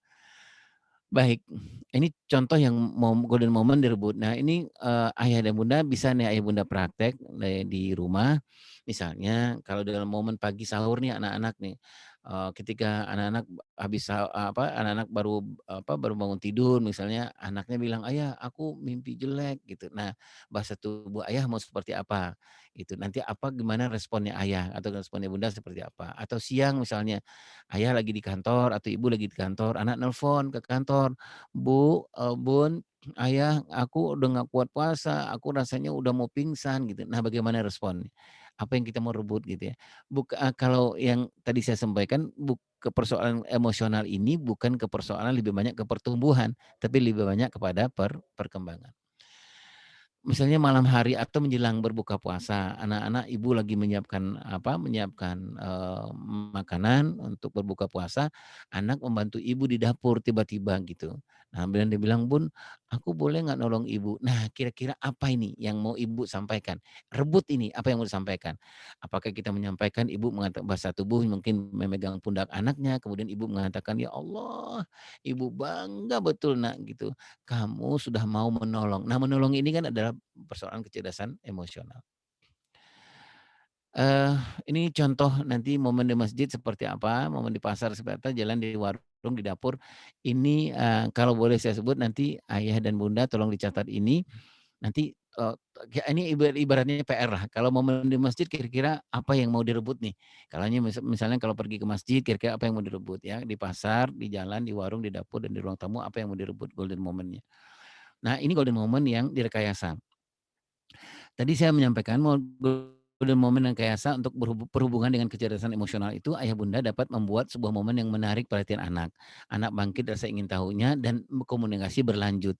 Tadi saya contohkan ayah bunda ya, ketika pergi bersama anak-anak, terus kemudian lewat pengemis, lewat nenek-nenek yang sudah sangat sepuh. Nah kemudian anak-anak diem aja gitu. Padahal kita udah lewat beberapa kali nih di sana gitu. Berarti nih ayah dan bunda ada satu persoalan yang kita belum terapkan kepada anak-anak kita, persoalan kecerdasan emosionalnya. Bisa jadi empatinya nggak berkembang anak kita ini. Nah gimana caranya? Rekayasa. Kalau anak diem aja gitu udah berapa kali itu dia diem aja nggak respon padahal itu keadaan nenek-neneknya udah sangat parah lah gitu ya. Nggak ada respon di anak kita. Nah berarti memang ada masalah nih dengan empati anak kita. Caranya gimana? Rekayasa. Rekayasa gimana? Misalnya pas kita lewat di sana terus kita tiba-tiba diem nih di depan nenek-nenek itu. Nah, itu kemudian kita kan bilang, ya Allah," gitu ya. Gitu ajalah Bunda ngomongnya sebentar. Anak-anak kan muncul tuh rasa ingin tahunya dia, "Kenapa sih Bun? Ibu kenapa sih bilang ya Allah? Kenapa sih Bunda nangis?" Gitu. Itu rekayasa. Gitu. Untuk apa ini sebenarnya memancing tumbuhnya kecerdasan emosional anak kita. Nah, setelah dia bilang tanya, "Kenapa sih Bun, ada apa?" Barulah kita bisik sama dia atau apa, "Ya Allah Nak, Bunda kalau udah ngelihat nenek-nenek ini ingat sama mbahmu di kampung. Ya Allah," gitu, "gimana mbah ya sendiri di kampung, bagaimana dengan kalau mbahmu pingsan di sawah, di ladang mau seperti apa." Ini rekayasa. Yang penting rekayasa itu nggak bohong ya Bunda ya. Tapi rekayasa itu tuh bagaimana supaya kita memancing sebenarnya kecerdasan emosional anak-anak kita, atau kita sebenarnya mau yang tadi saya sebut itu, udah lewat beberapa kali nih di depan itu, anak kita nggak ada ininya, nggak ada muncul empatinya gitu. Atau misalnya kita lagi nonton TV nih, banjir, kemudian ada nenek-nenek yang kelelap, ada apa gitu. Itu anak kita nggak muncul tuh empatinya. Berarti memang ada masalah nih dengan kecerdasan emosional empatinya dia. Nah, gimana caranya? Rekayasa, menjadikan golden moment. Sebenarnya ya Bunda banyak sekali ya, antara rebut dan rekayasa ini banyak sekali sebenarnya yang bisa kita lakukan buat anak-anak kita ya. Jadi, ayah dan bunda golden moment rebut dan rekayasa ini harus kita optimalkan terutama di bulan puasa ini. Momennya banyak. Oleh sebab itu, saya yakin nih saya berhusnuzon pada ayah dan bunda yang ada di sekolah alam Akhdor ini, sudah barang tentu sudah 2 bulan yang lalu sudah menyiapkan rencana-rencana, begitu ya Bunda ya, untuk melatih kecerdasan emosional anak-anak kita, gitu. 2 bulan yang lalu di Rajab dan Sya'bannya itu sudah kita siapkan. "Nih sahur anak kita nih, anak kita yang pertama nih kayaknya empatinya nggak ada deh Bang," kata si istri. "Oh ya ya ya, bagaimana kalau kita berbuka yang kedua, kita berbukanya dekat pemulung aja." Semuanya rencana sudah dibuat kan ayah bunda ya. Kan kita insya Allah ya teman-teman ayah bunda semua, insya Allah kan masuk ke bulan Ramadan ini jangan nggak ada program gitu ya bunda ya. Kasihan anak-anak kita gitu ya. Ini sahur apa nih? Sebelum sahur sudah barang tentu ayah dan bunda di Rajab dan Syaban ini udah menyiapkan, udah ngelihat oh di Sirah Nabawiyah apa nih mau dibacakan ke anak-anak nih gitu. Nih siapa hari ini ayah mau bacakan apa ibu yang membacakan gitu. Mudah-mudahan itu sudah selesai ayah bunda ya. Eee, saya ambil satu contoh buku nih ayah bunda ya. Ini buku ini menarik sebenarnya kalau ayah bunda bisa pergunakan untuk golden moment. Namanya Ensiklopedia Akhlak Muhammad SAW.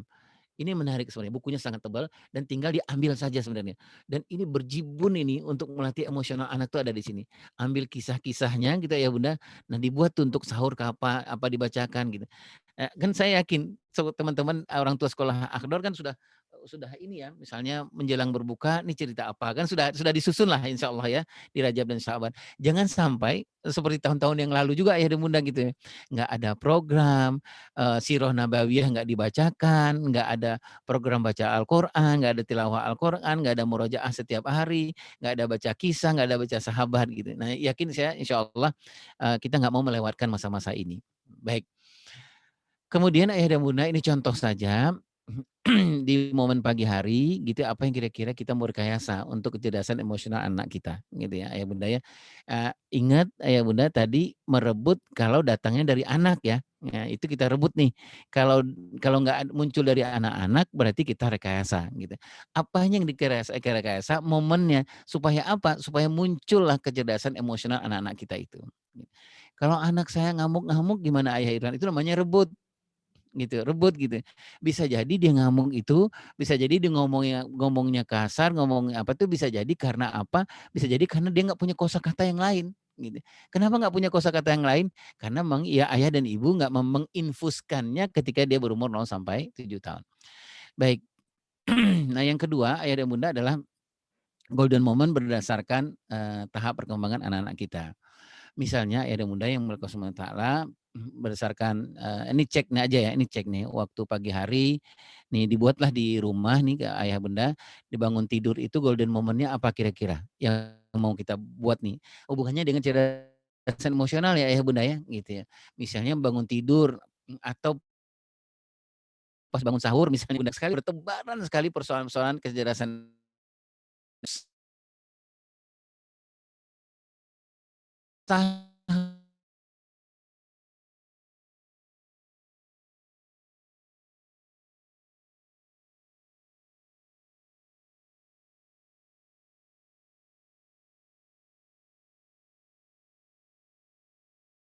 Nih anak-anak lagi belajar nih gitu ya, lagi belajar nih bagaimana mengungkapkan kalau dia marah, dia sedih seperti apa. Nah, saya ya Bunda menganjurkan maaf, menganjurkan kita membuat momen ini dan kita bicarakan dengan pasangan kita ya. Jadi misalnya apakah di sholat duha nih kira-kira apa ya golden moment-nya ya, ketika makan atau ini, ketika, makan mau berbuka misalnya, atau setelah berbuka gitu, apa momen yang kita mau manfaatkan. Kemudian adalah sesuai dengan usia. Sesuai dengan usia anak-anak kita. Tadi itu berdasarkan golden moment, sekarang berdasarkan, sesuai dengan usia anak kita. Nah, seorang orang tua ayah bunda, nah mohon maaf ini ayah bunda sudah sangat paham ini teman-teman di sekolah Al Akhdar sudah sangat paham. Jadi usia anak kita di usia-usia misalnya, bayi sampai mau 4 tahun itu apa yang terjadi? Ini waktunya adalah waktu yang bermain. Berarti kita memanfaatkan itu adalah dengan sesuai dengan tahap perkembangan anak-anak kita.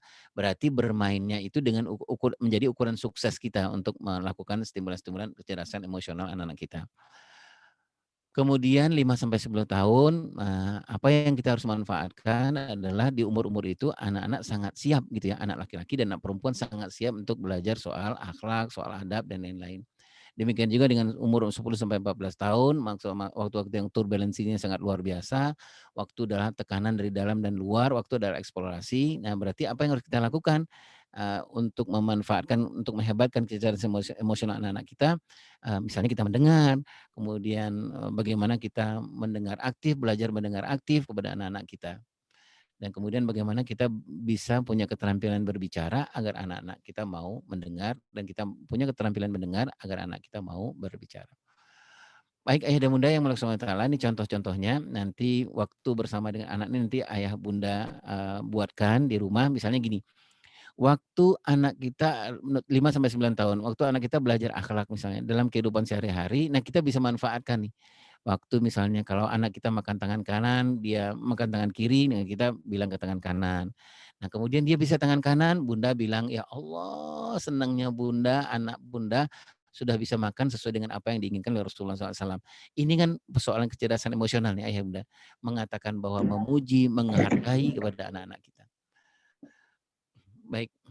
Ayah dan bunda, yang kedua keterampilannya, ini ada 3 keterampilan yang sudah kita bicarakan, kita ingin bicarakan. Yang pertama keterampilan soal waktu tadi ya, yang kedua adalah bangun emosi positif. Ayah bunda yang muliakan Allah Subhanahu wa taala, siapa yang membangun emosi anak-anak kita, ayah bunda yang muliakan Allah Subhanahu wa taala, kadang-kadang kita memang harus jujur. Siapa yang bangun emosi anak kita bisa jadi bukan kita, tetapi bisa jadi adalah gadget, bisa jadi adalah TV, bisa jadi adalah banyak hal-hal yang di luar dari kita gitu. Misalnya seperti apa itu ayah Irwan yang membangun emosi anak-anak kita. Jadi anak-anak kita kalau dia pulang sekolah atau dia dalam keadaan sedih, dalam keadaan gembira itu, cara mengungkapkan emosinya itu dia nggak melakukan seperti apa yang dilakukan oleh ayah dan ibunya. Kenapa? Karena ayah ibunya nggak mencontohkan. Dari mana dia mencontoh? Dari sinetron, dari film, dari gadget, dari film kartun dan lain-lain gitu. Misalnya ayah bunda, anak kita dari kecil udah nonton film Tom and Jerry lah misalnya gitu atau film-film kartun yang lain. Kalau kita ngelihat di film kartun itu, kalau ada misalnya yang paling gampang lah Tom and Jerry lah gitu Bunda. Kalau si Tomnya itu kesel sama Jerry-nya, itu bisa jadi Jerry itu dipukul sampai hancur lebur lah gitu ya Bunda gitu. Itu pola. gitu ya Bunda ya. Pola itu membangun bagaimana menyelesaikan masalah. Nah, itu yang ditonton anak saban hari. Ayah dan Bunda mudah-mudahan setuju ya Bunda ya, di dalam teori membangun kecerdasan emosi itu kalau sudah dilakukan lebih dari 21 kali, itu yang ditonton oleh anak kita, itu akan menjadi kepribadian buat anak-anak kita. Jadi misalnya kalau lagi kecewa dengan orang gitu ya, nah ayah bundanya lupa nih untuk melatihkan gitu ya, melatihkan bagaimana kecewa dengan orang. Yang anaknya karena ayah bundanya nggak ngajarkan, anaknya lihat di film kartun. Kan kalau film kartun itu ada orang yang kecewa gitu ya, ada apa kartun yang kecewa itu kan seperti Tom and Jerry.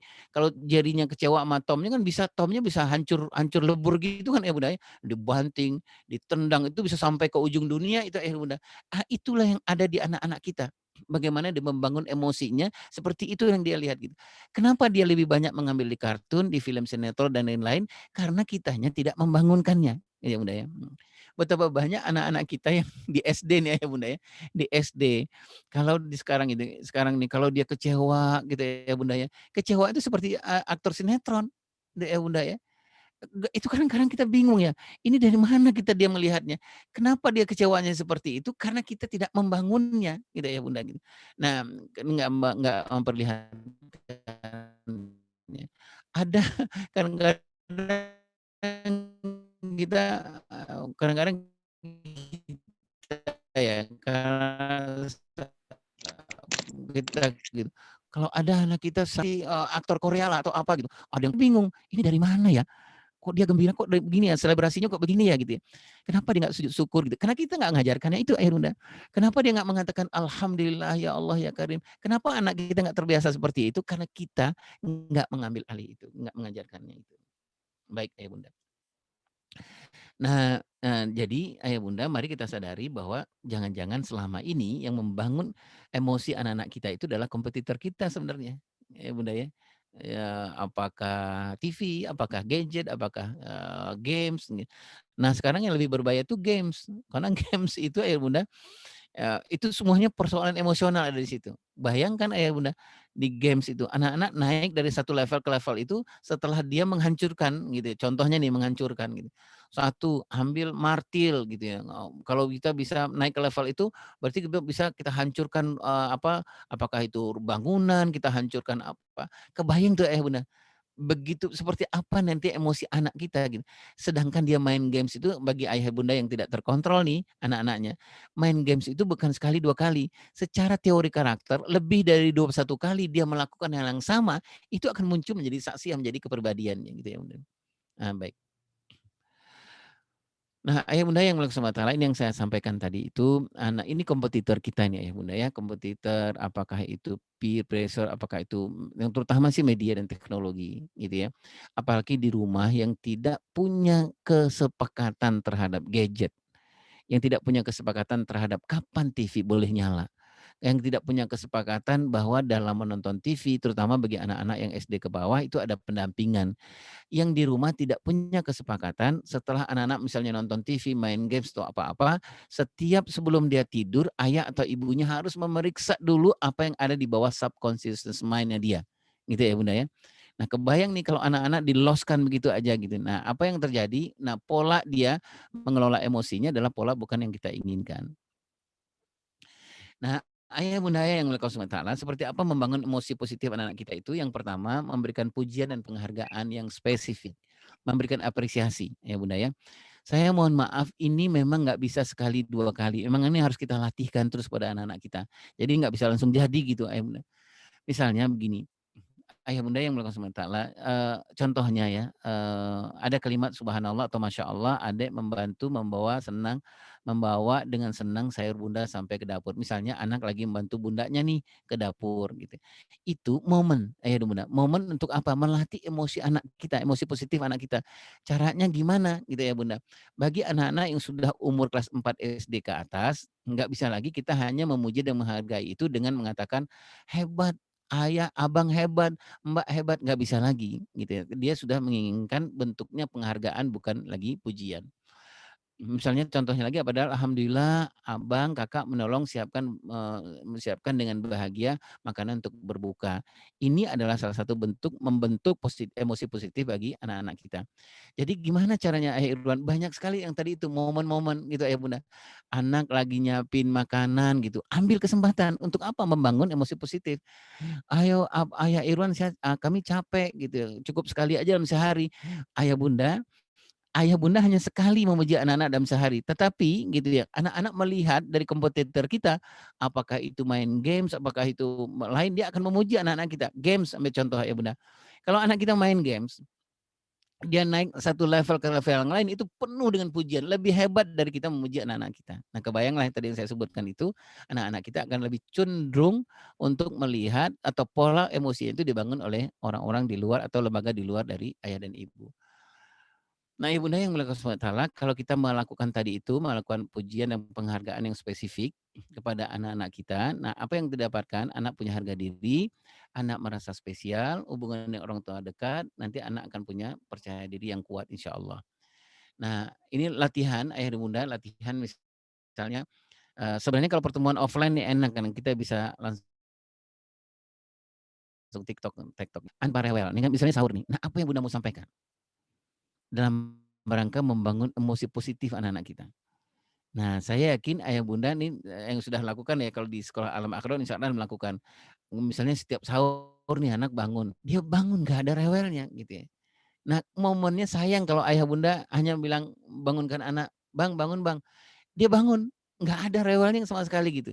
Sayang sekali kalau ayah bunda nggak ngomong apa-apa gitu ya. Udah bangun, ya udah alhamdulillah.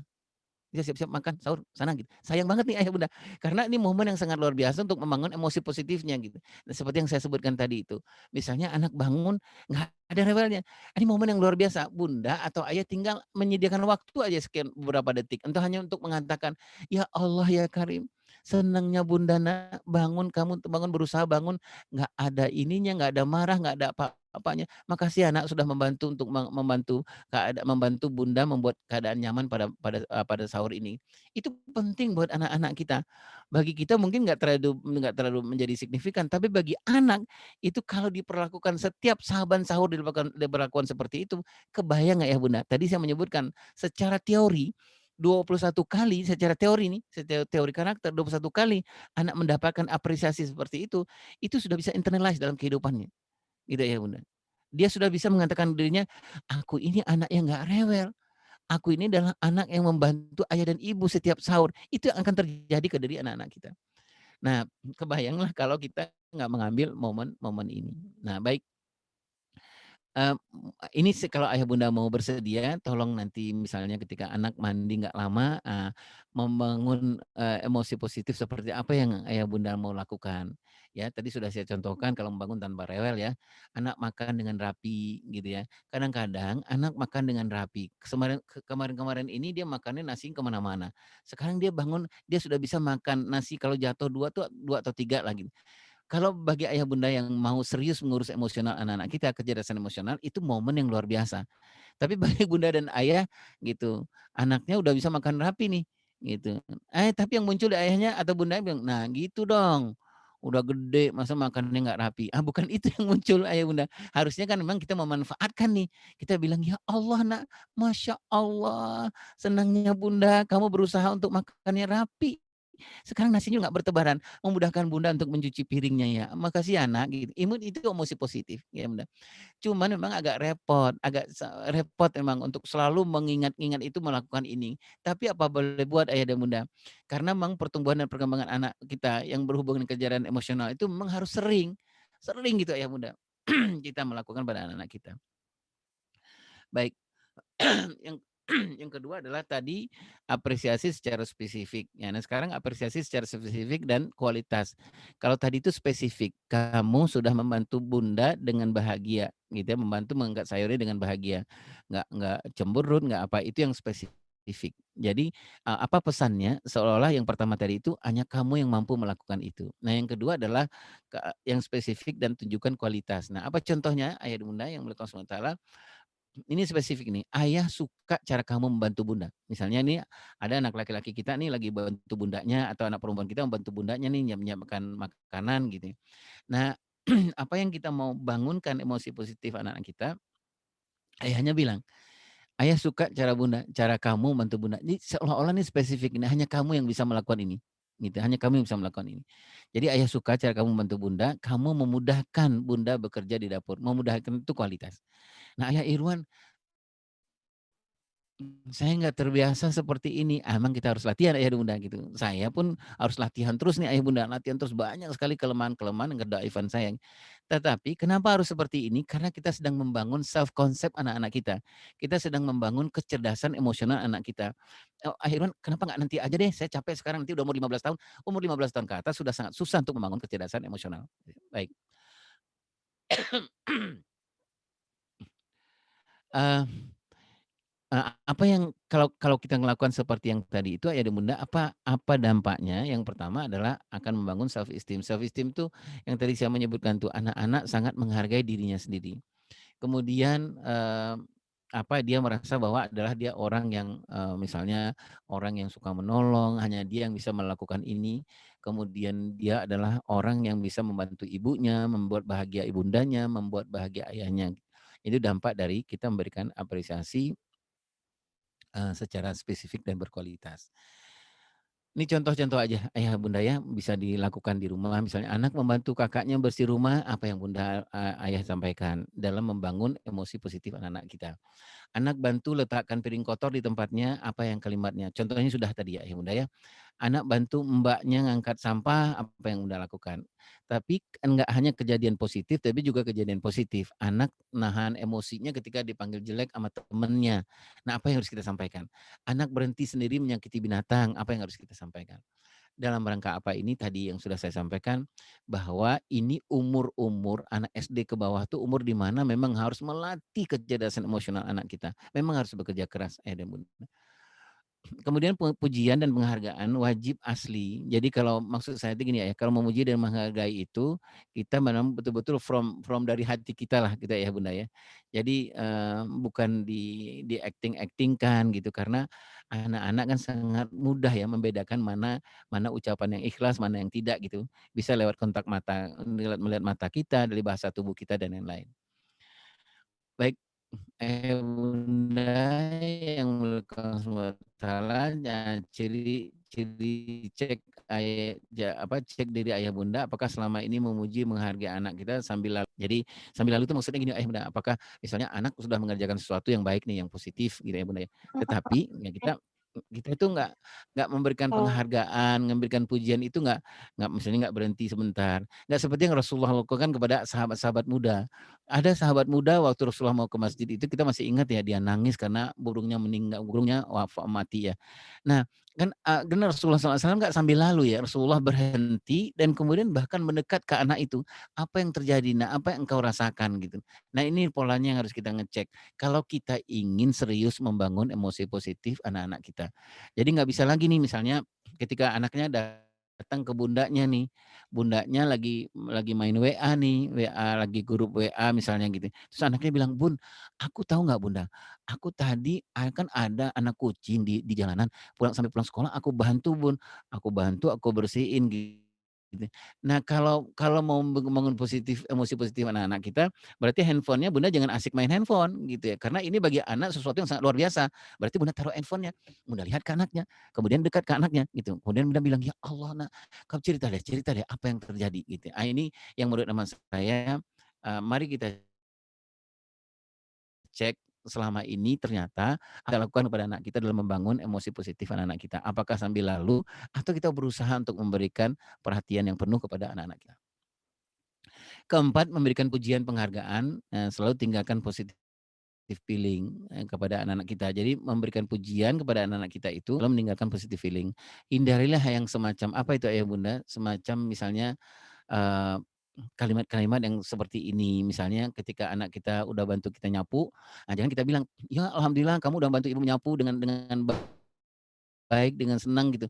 Kenapa nggak dari kemarin sih Nak?" Gitu. Jangan seperti ini, gitu ya bunda. Jadi jangan ada spoiler di bawahnya itu. Anak kita udah nyuci piring gitu. Nah gitu dong, kenapa nggak dari kemarin? Ya gitu ya Bunda ya, jangan meninggalkan semacam itu. Kalau kita mau serius membangun emosi positif anak-anak kita. Kadang-kadang kita seneng ya Bunda ya, saya juga seneng tuh ya Bunda, rasanya lega gitu ya kalau membuat anak-anak kita tuh merasa bersalah gitu. Dia udah mau bantu nih gitu ya.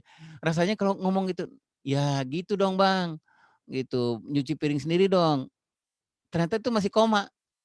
Jangan mau makan aja, ini jangan mau makan aja, entar aja. Ya Bunda gitu. Kalau kita mau serius nih membangun emosi positif, kenapa kita harus melakukan itu? Karena apa yang diterima anak-anak kita di usia-usia SD ke bawah itu, seperti itulah nanti dia akan praktek kepada masa depannya dia. Apakah kepada orang lain, kepada, kakaknya, kepada adiknya, atau kepada istrinya mungkin, kepada temannya, atau kepada lingkungannya. Nah, ayah bunda yang mulia subhanahu wa taala, dampaknya kalau kita tadi itu memuji dengan ada spoilernya, ada yang di belakangnya yang harus yang garis merah, yang huruf di warna merah itu, nanti dampaknya adalah ini ayah bunda, anak-anak tidak percaya diri, anak-anak cenderung negatif. Padahal target kita, terutama di SD ke bawah adalah membangun emosi positif anak-anak kita. Ini contoh ya Bunda ya, alhamdulillah kamu membantu ibu menyapu rumah gitu. Subhanallah Kakak sudah menolong ayah mencuci motor. Jadi ini harusnya titik aja ya. Jadi jangan ada komanya. Alhamdulillah kamu membantu ibu nyapu dapur, menyapu rumah gitu. Nah, jangan ada koma gitu. Komanya itu apa? Yang tadi saya contohkan. Harusnya dari kemarin deh. Kemarin kemana aja? Jangan gitu ya Bunda ya. Gitu. Dan contoh-contoh yang lain. Kemudian ketika emosi positif baru muncul, berikan apresiasi segera. Jadi kalau ada emosi positif anak kita baru muncul, beri apresiasi, jangan ditunda. Anak misalnya bilang, ya kemudian ayahnya lagi pulang nih, ayahnya telat berbuka gitu. Anaknya udah datang ke pintu bawain air minum untuk ayahnya.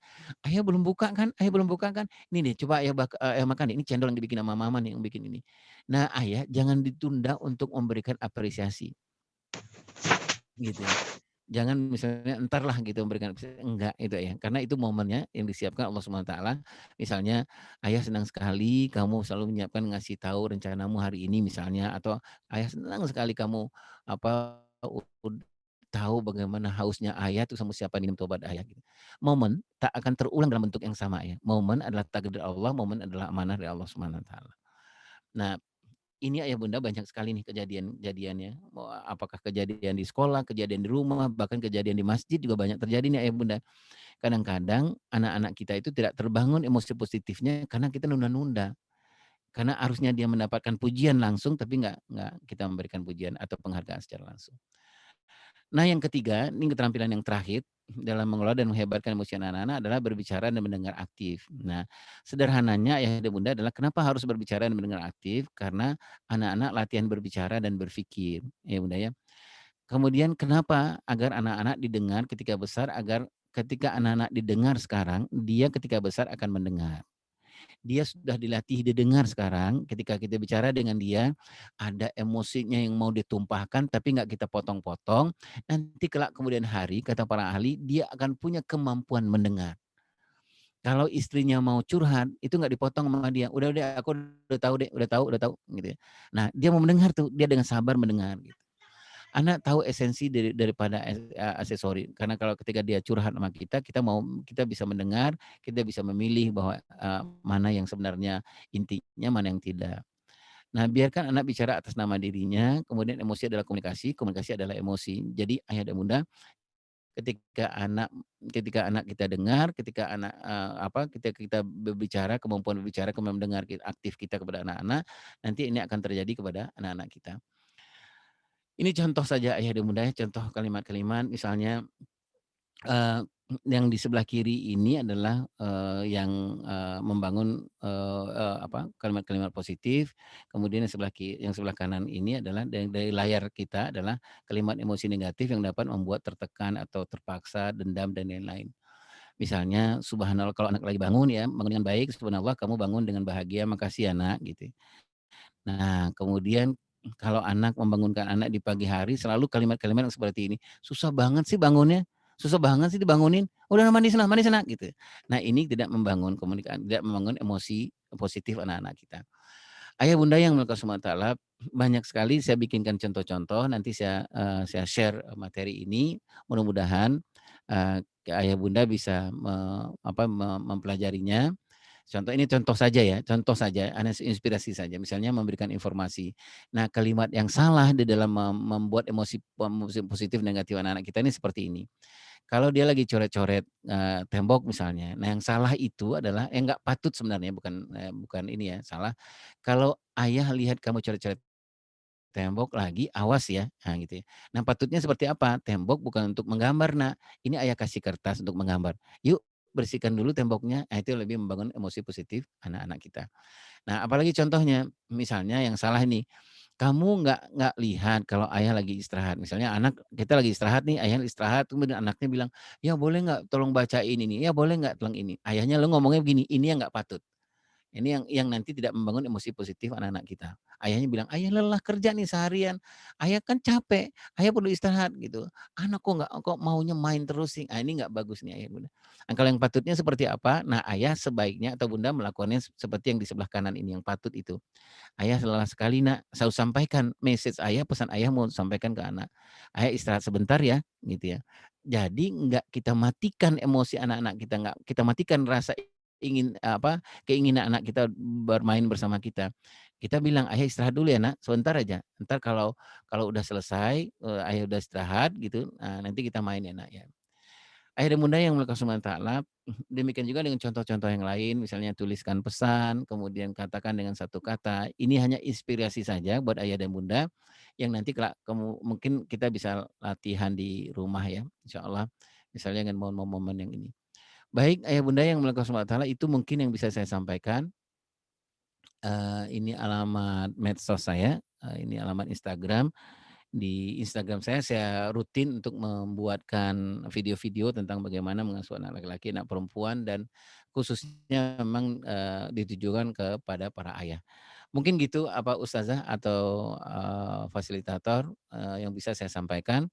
Kalau masih ada waktu, saya senang sekali kalau yang bisa kita tanya jawab, kita diskusi, mampu saya jawab, kalau nggak mampu nanti saya tanya kepada orang yang lebih mampu. Wallahu a'lam bishawab.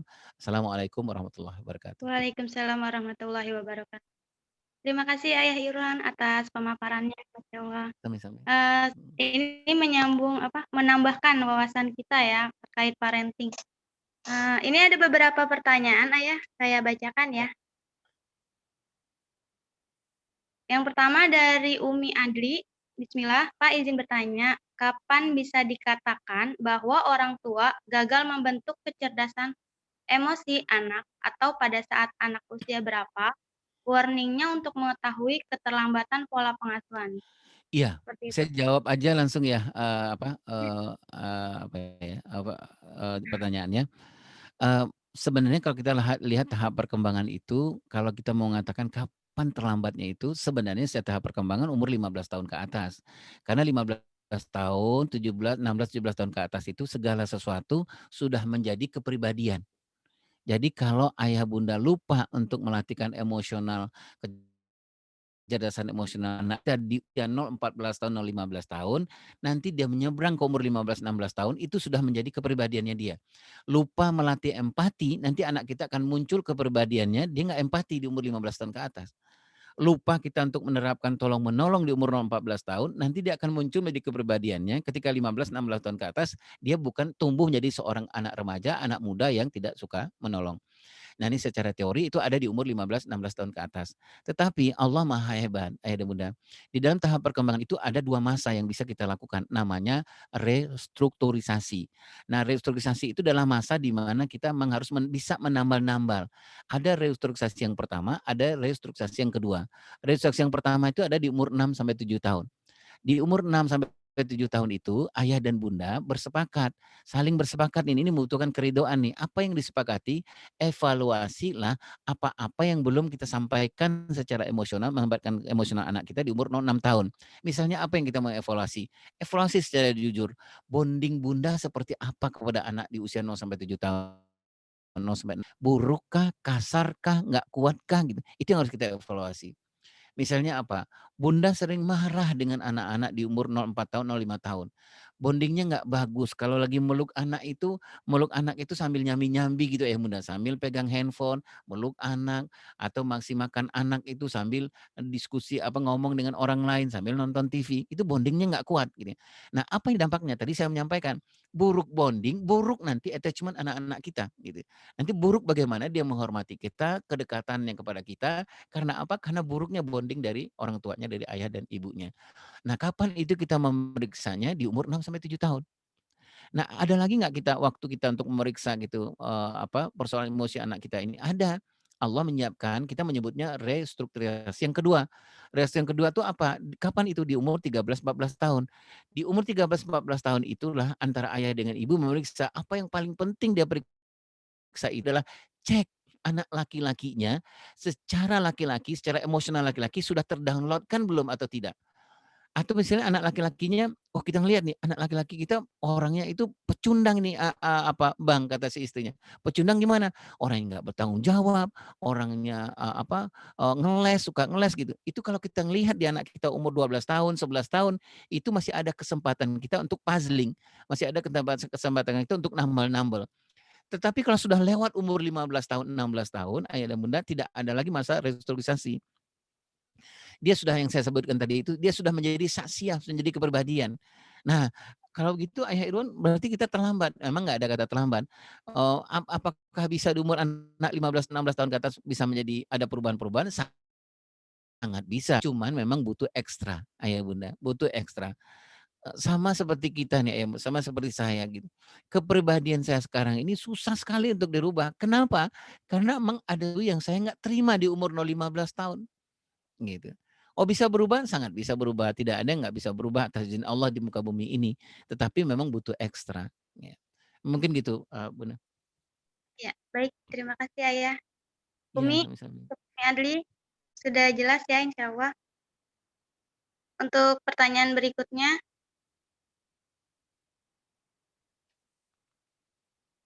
dari Umi Sima, selama pandemi, anak-anak itu SFH dan banyak orang tua yang WFH.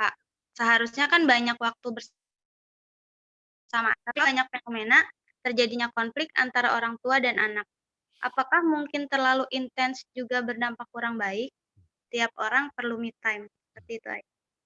Iya, kembali menurut saya tadi itu, di waktu ini harusnya kan ya, harusnya kita harus lebih dekat, lebih akrab ya, gitu ya Bunda. Kan waktu bersama ini setelah sekian belas tahun kita kadang-kadang kan berpisah dengan anak kita. Ini Allah takdirkan gitu ya. Satu nih, kita kerja di rumah, anak kerja di rumah. Harusnya gitu ya, harusnya kita bersyukur nih. Harusnya apa? Seperti yang saya sebutkan tadi, harusnya kita memanfaatkan momen ini untuk melatih kecerdasan emosional anak kita. Nah, kenapa menjadi malah tambah konflik gitu ya? Si bapak malah tambah marah gitu ya, konflik suami dengan istri malah malah jadi bertengkar, anak-anak malah sering kena marah gitu. Kalau saya, Bunda, kalau saya ngelihatnya pertama adalah mari kita cek yang 3 di atas itu. Ayo Bunda. Berarti memang bisa jadi memang prinsipnya nggak sama sebenarnya. Jangan-jangan kita melalui rumah tangga ini, rumah tangga acting aja gitu loh Bunda. Rumah tangga yang memang sebenarnya kita nggak sama, tetapi kita pura-pura sama gitu ayah bunda gitu ya. Nggak sama sebenarnya gitu. Dan mohon maaf nih ya bunda, saya yakin di kita nggak ada lah orang tua atau ibu yang acting gitu ya. Kamu bahagia nggak berumah tangga? Ya alhamdulillah deh, nggak ada dehnya gitu ya bunda ya. Alhamdulillah, padahal dia tertekan gitu ya bunda. Kenapa tertekan gitu? Kenapa nggak bisa memanfaatkan momen itu? Karena memang yang paling mendasar itu nggak sama. Itu satu. Yang kedua, memang sepanjang sudah berumah tangga, anak-anak sudah kelas 5, kelas 6, kelas 7, belum pernah antara dua orang ini bicara soal pola asuh. Pola asuh mana yang mau digunakan gitu ya Bunda, belum pernah gitu ya. Jadi enggak, pola asuhnya kalau ada anak, ada bapaknya dekat anak ya dengan gaya bapaknya. Kalau ada ibunya dekat anak ya dengan gaya ibunya gitu. Mereka belum pernah dalam couple time gitu serius sekali sepekan ayah dan ibu itu 1 jam waktu sediakan. Yuk abang, yuk dek kita bicara yuk, nggak bicara yang lain. Bicara soal pola asuh mana yang kita menggunakan buat anak kita. Kasihan anak-anak kita gitu ya Bun ya. Bangun dengan cara yang berbeda sepanjang tahun loh. Kata Rasulullah SAW, berhati-hatilah dengan dua waktu dari anakmu itu. Waktu pagi hari dan waktu dia mau tidur gitu. Karena itu sangat luar biasa, momen yang sangat luar biasa. Tapi sekarang setiap bangunnya itu polanya berbeda gitu ayah bunda ya. Sesuai dengan pola ayahnya. Kenapa? Karena memang ayah dan bundanya gak pernah bicara soal pola asuh. Gitu. Ini pola asuh yang mana sih yang mau digunakan? Gitu, gak pernah bicara.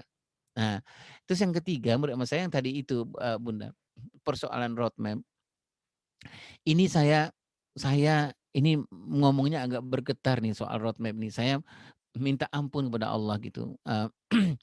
Inilah hal yang banyak saya nggak pernah bicarakan dengan almarhumah istri saya gitu. Setelah beliau meninggal saya baru ngeh gitu. Oh ternyata banyak roadmap yang paling penting gitu ya. Desain dari Allah itu yang kita nggak pernah bicarakan. Nggak pernah membicarakan bagaimana sih mengurus anak laki-laki itu. Nggak pernah kita bicarakan. Nggak pernah kita mengenalkan mengurus anak laki-laki itu seperti Nabi Ibrahim. Nggak pernah gitu ya. Karena apa gitu ya. Kita nggak pernah mencoba serius untuk menjadikan mengurus rumah tangga kita ini dengan cara Islam gitu ya bunda. Jadi penyesalan itu terjadi setelah gitu ya. Setelah istri saya meninggal baru saya pikir, oh ini anak laki-laki itu nggak pernah dikenalkan Nabi Ibrahim seperti apa, mau mengenalkan apa, mengajarkan membuat disiplin, mengajarkan konsekuensi.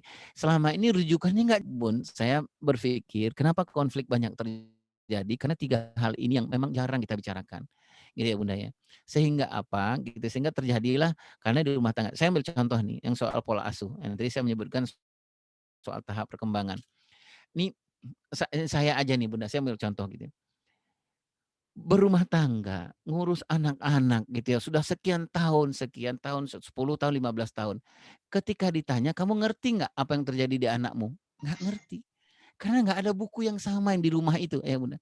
Saya bisa membeli buku yang lain harganya 100.000, 200, 300.000, tapi buku tahap perkembangan yang wajib suami istri punya di rumah, itu nggak ada di rumah. Jadi ketika ditanya, "Anakmu umur berapa sekarang?" "Oh anak saya umur 8 tahun sekarang." "Apa sih yang terjadi di anak 8 tahun?" Nggak tahu kita. Kenapa nggak tahu? Nggak ada. Antara suami dengan istri berbeda gitu. Karena apa? Karena nggak ada buku rujukan yang sama. Nah menurut saya Bunda, mohon maaf yang saya rasakan dan saya baca-baca, inilah salah satu penyebabnya gitu. Karena nggak ada tadi itu, 3 hal yang tadi itu belum selesai sebenarnya dalam rumah tangga kita dan kita nggak punya rujukan, gitu, nggak punya rujukan. Punya anak tapi nggak ngerti gitu apa yang harus kita lakukan pada anak-anak kita. Kecuali kita hanya berdasarkan, gimana membesarkan anakmu 7 tahun, disiplinnya seperti apa? Ya seperti bapak dan ibu saya zaman dahulu, gitu ya. Padahal anak-anak kita tumbuh dalam waktu yang berbeda gitu. Wallahu a'lam bishawab, Bunda.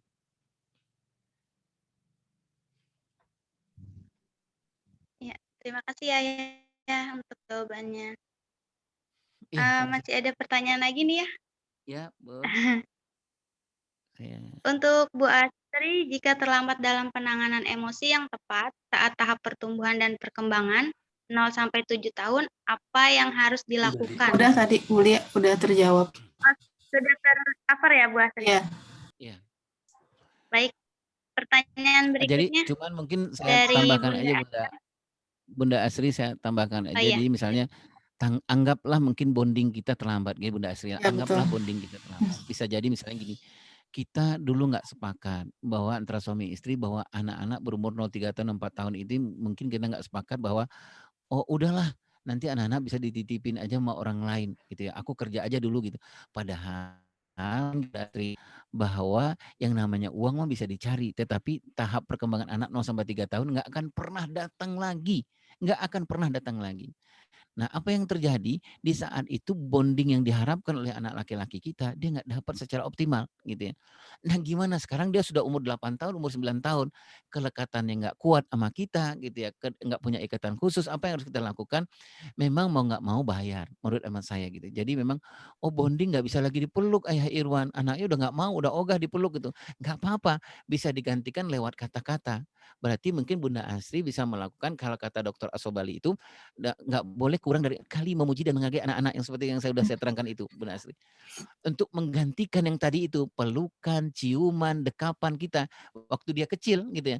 Kan bonding salah satunya itu ya Bunda Asri yang.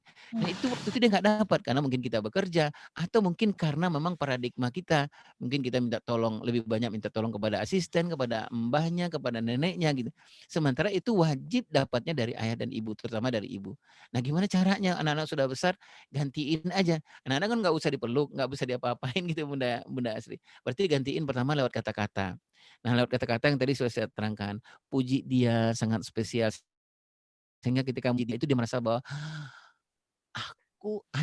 aku yang bisa ngelakuin membantu Bunda seperti itu. Itu jauh dari pelukan, dari apa arti dari hanya sekedar memeluk gitu. Itu dampaknya luar biasa buat bonding buat anak-anak kita. Nah, jadi memanfaatkan sebuah golden moment. Nggak bisa lewat kata-kata ayah dan bunda, bisa lewat bahasa tubuh kita. Lewat bahasa tubuh kita. Aware lah ayah dan bunda ketika anak-anak kita yang terlambat seperti ini, umur 9 tahun, 8 tahun, 10 tahun ke atas, kalau dia melakukan sesuatu yang baik itu jangan ditunda gitu. Nggak bisa dengan omongan jempol aja dari jarak jauh gitu. Misalnya ayahnya pulang nih, terus tiba-tiba dia datang. Kemudian ayah capek ya, dia susunlah sepatu ayahnya. Bundanya jauh gitu ya bunda. Ini kita karena banyak utang nih kepada anak kita. Gini aja dari jauh. Abang, adek, ya Allah, ini kalau perlu tambah begini, abang begini gitu. Karena nggak sempat lagi ngomongnya jarak jauh kan. Itu bagi anak-anak kita mungkin lebih dari pelukan waktu dia kecil. Nah, menurut hemat saya, insya Allah mudah-mudahan mungkin tidak tergantikan seperti kita memeluknya di umur di mana dia harus kita peluk ya. Mungkin nggak tergantikan ketika harus kita menciumnya di saat dia memang butuh kita dia untuk dicium gitu. Mungkin anggaplah kita minta ampun kepada Allah Subhanahu wa taala, ya Allah, bukan maksud kami berkhianat terhadap amanahmu ya Allah. Mungkin karena waktu itu mungkin paradigma kita atau mungkin karena hal-hal yang secara syar'i nggak bisa kita tinggalkan pekerjaan kita sehingga anak-anak lebih banyak di usia dia harus lebih banyak dengan ibunya, lebih banyak dengan asisten, dengan kakek, dengan nenek dan lain-lain. Insya Allah kita bayar. Apakah nanti pertanyaannya bisakah kita bayar ini ayah Irwan dengan kata-kata, dengan pelukan, dengan bahasa tubuh itu bisakah tertuntaskan apa yang harus didapati anak umur 3? Wallahu alam bisawab. Yang penting kalau Bunda Asri, kalau saya berprinsipnya lakuin aja, ikhtiar aja, tambah dengan doa, tambah dengan penyesalan air mata, sehingga karena apa? Karena anak itu milik Allah gitu ya. Jadi udah minta maaf tuh apa, sambil kita berikhtiar menuntaskan yang tadi saya sebutkan itu. Puji, kemudian dan lain-lain. Nah, soal hasil biarlah Bunda Asri kita serahkan aja sama Allah gitu. Oh, apakah anak-anak merasa sudah tertuntaskan dengan cara-cara Bunda Asri sekarang? Ya biar Allah tuh urusan Allah. Kita mah ikhtiar aja gitu. Ustadz. Maaf ya Bunda Asri, Allahumma shalli. Terima kasih Ayah Irwan. Semoga lebih jelas ya Bu Asri. Kemudian pertanyaan dari Bunda Widya Tata. Dalam rangka membangun emosi positif anak, adakah aturan takaran jumlah pujian spesifik per hari yang sebaiknya diberikan oleh orang tua itu berapa? Misalnya memberikan pujian efektifnya maksimal 3 kali per hari. Iya. Iya Bunda, emang sayangnya sih bukan seperti makan obat ya, kalau makan obat kan bisa pagi, siang, sore gitu.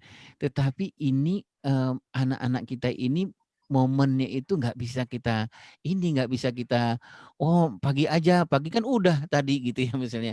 Oh nah kemudian siang lagi deh gitu, nggak bisa gitu.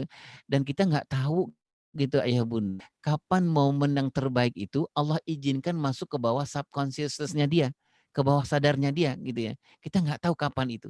Jadi tugas kita bukan kita berhitung-hitung nih ayah bunda.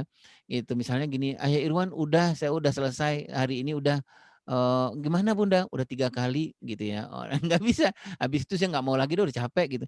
Nggak bisa. Memang untuk persoalan emosional ini kita harus capek gitu ya. Karena ayah dan bunda, saya mohon maaf nih kalau saya memakai bahasa saya, ayah bunda, kunci ke sorga kita itu adalah ini bunda, emang capek. Terutama di umur-umur SD ke bawah, emang capek. Kalau ada ayah bunda yang nggak mau capek, berarti dia malas nggak mau masuk sorga. Karena kunci sorga kita di sini, ayah bunda. 0 sampai 7, 0, 8, 8 tahun itu anak-anak nggak pernah soleh dan solehah. Dia selalu salah gitu ya. Karena dia salah, makanya dia memberikan kesempatan kita untuk serius mengurus supaya dia menjadi benar, menjadi soleh dan solehah. Itu menurut saya kunci sorga kita gitu. Makanya memang harus capek di usia-usia ini. Jadi ayah bunda, kalau saya mengusulkan istilahnya ini kalau punya grup WA, bunda kalau dicek nih punya anak SD ke bawah jangan banyak-banyak grup WA-nya gitu ya bunda. Jangan sampai 10, 20 gitu nggak usah gitu. Karena ini waktu bukan kita harus punya grup, punya ikatan khusus kepada anak-anak. anak-anak harus seminimal mungkin itu dipegang sama orang lain gitu ya. Terutama persoalan ininya, porsinya, Bunda gitu.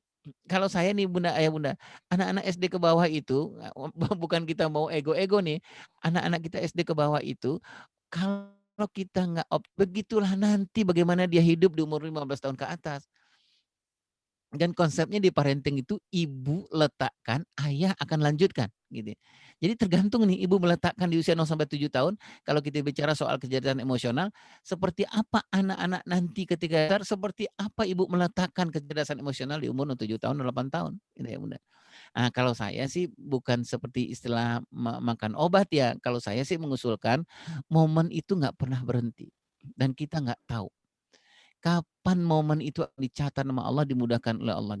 Sama ayah bunda ketika kita kecil gitu ya. Kalaulah ayah bunda kita berhitung-hitung seperti makan obat nih gitu. Mungkin mungkin banyak hal yang kita nggak bisa tumbuh menjadi seorang yang menjadi punya kecerdasan emosional yang baik saat doa. Tapi kan kita masih ingat ya, setiap dulu mak kita di kampung, ayah kita, bapak kita di kampung, itu saban ada kesempatan selalu muji kita gitu ya bunda. Dan mereka nggak pernah menghitung kapan pujian itu akan Allah izinkan itu disimpan di bawah sadar kita dan itu bertahan untuk menjadi modal kita ketika kita besar. Ya, Bunda, saya sekarang nih contohnya. Saya sekarang kalau ada apa-apa dalam hidup saya gitu, misalnya kemarin misalnya ya Bunda, maaf sedikit ya. Misalnya ketika harus membersamai istri sakit dan kemudian Allah mentakdirkan istri harus meninggal gitu. Yang saya ingat itu bukan bagaimana cara menyelesaikan masalahnya, bukan saya ingat, oh saya dulu pernah sekolah di sini, kemudian cara teorinya bukan itu yang keluar, Bunda, bukan itu yang keluar. Oh saya pernah ikut pelatihan-pelatihan di sana di Brussels, di Frankfurt, di apa, bukan itu yang keluar. Apa yang keluar? Gimana cara emak saya dulu menyelesaikan masalah, gitu ya. Misalnya gini, mak dia waktu kecil, saya gini nangis atau apa gitu, mak saya bilang, nggak bisa, misalnya mak saya bilang, udahlah nak, gitu ya, serahin diri sama Allah.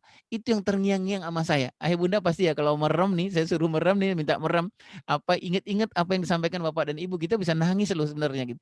Kenapa itu bisa bertahan? Karena mak dan bapak kita nggak pernah hitung-hitungan persoalan memuji dan menghargai, gitu. Kapan aja gitu, kapan aja dipuji. Nah, mungkin yang Allah izinkan itu ada satu momen atau dua momen Allah izinkan itu disimpan di bawah sadar anak-anak kita dan itulah modal dia ketika besar. Nah, kalau saya ya Bunda, memang ada saja teori apa Bunda, saya teori misalnya begini. Ada teori yang mengatakan anak-anak yang sudah masa tambis dan masa balik itu jangan kurang 4 kali dalam kita menghargai dan memuji anak-anak kita gitu ya.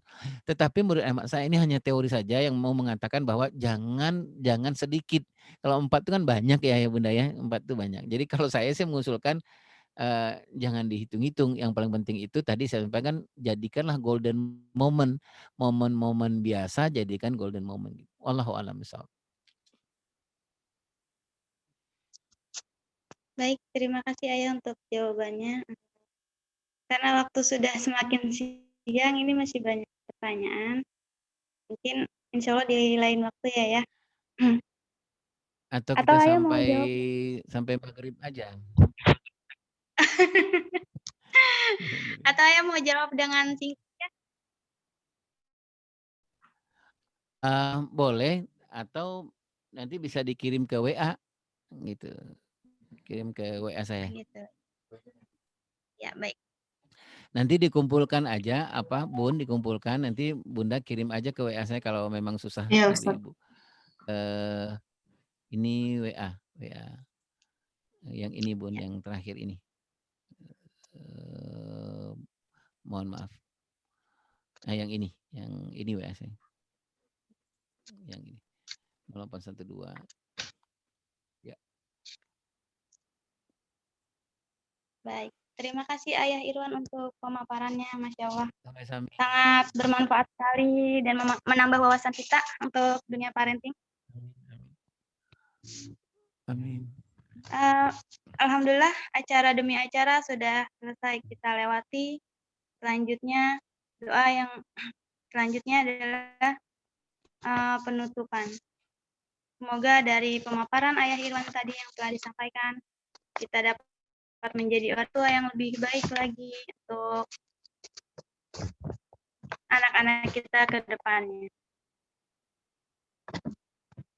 Untuk yang terakhir penutupan, sebelum kita tutup bersama, saya selaku MC di acara ini meminta maaf kepada ayah bunda semuanya yang hadir apabila ada kata-kata saya yang salah dan kurang berkenan. Sekian, mari kita tutup bersama acara webinar kali ini dengan membaca hamdalah.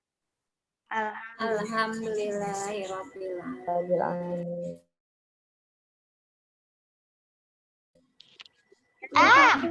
Majelis alhamdulillahirabbil alamin. Amin. Subhanaka Allah.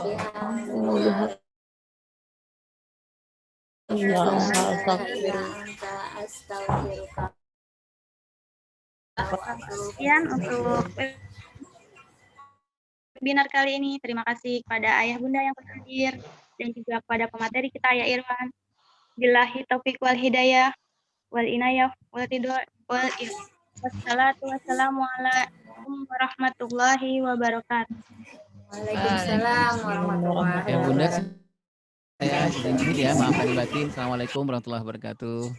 Waalaikumsalam. Assalamualaikum warahmatullahi wabarakatuh. Terima kasih Ayah Irwan. Ya, sami-sami Ustaz. Jazakallah Ayah Irwan. Waalaikumsalam. Kasiran.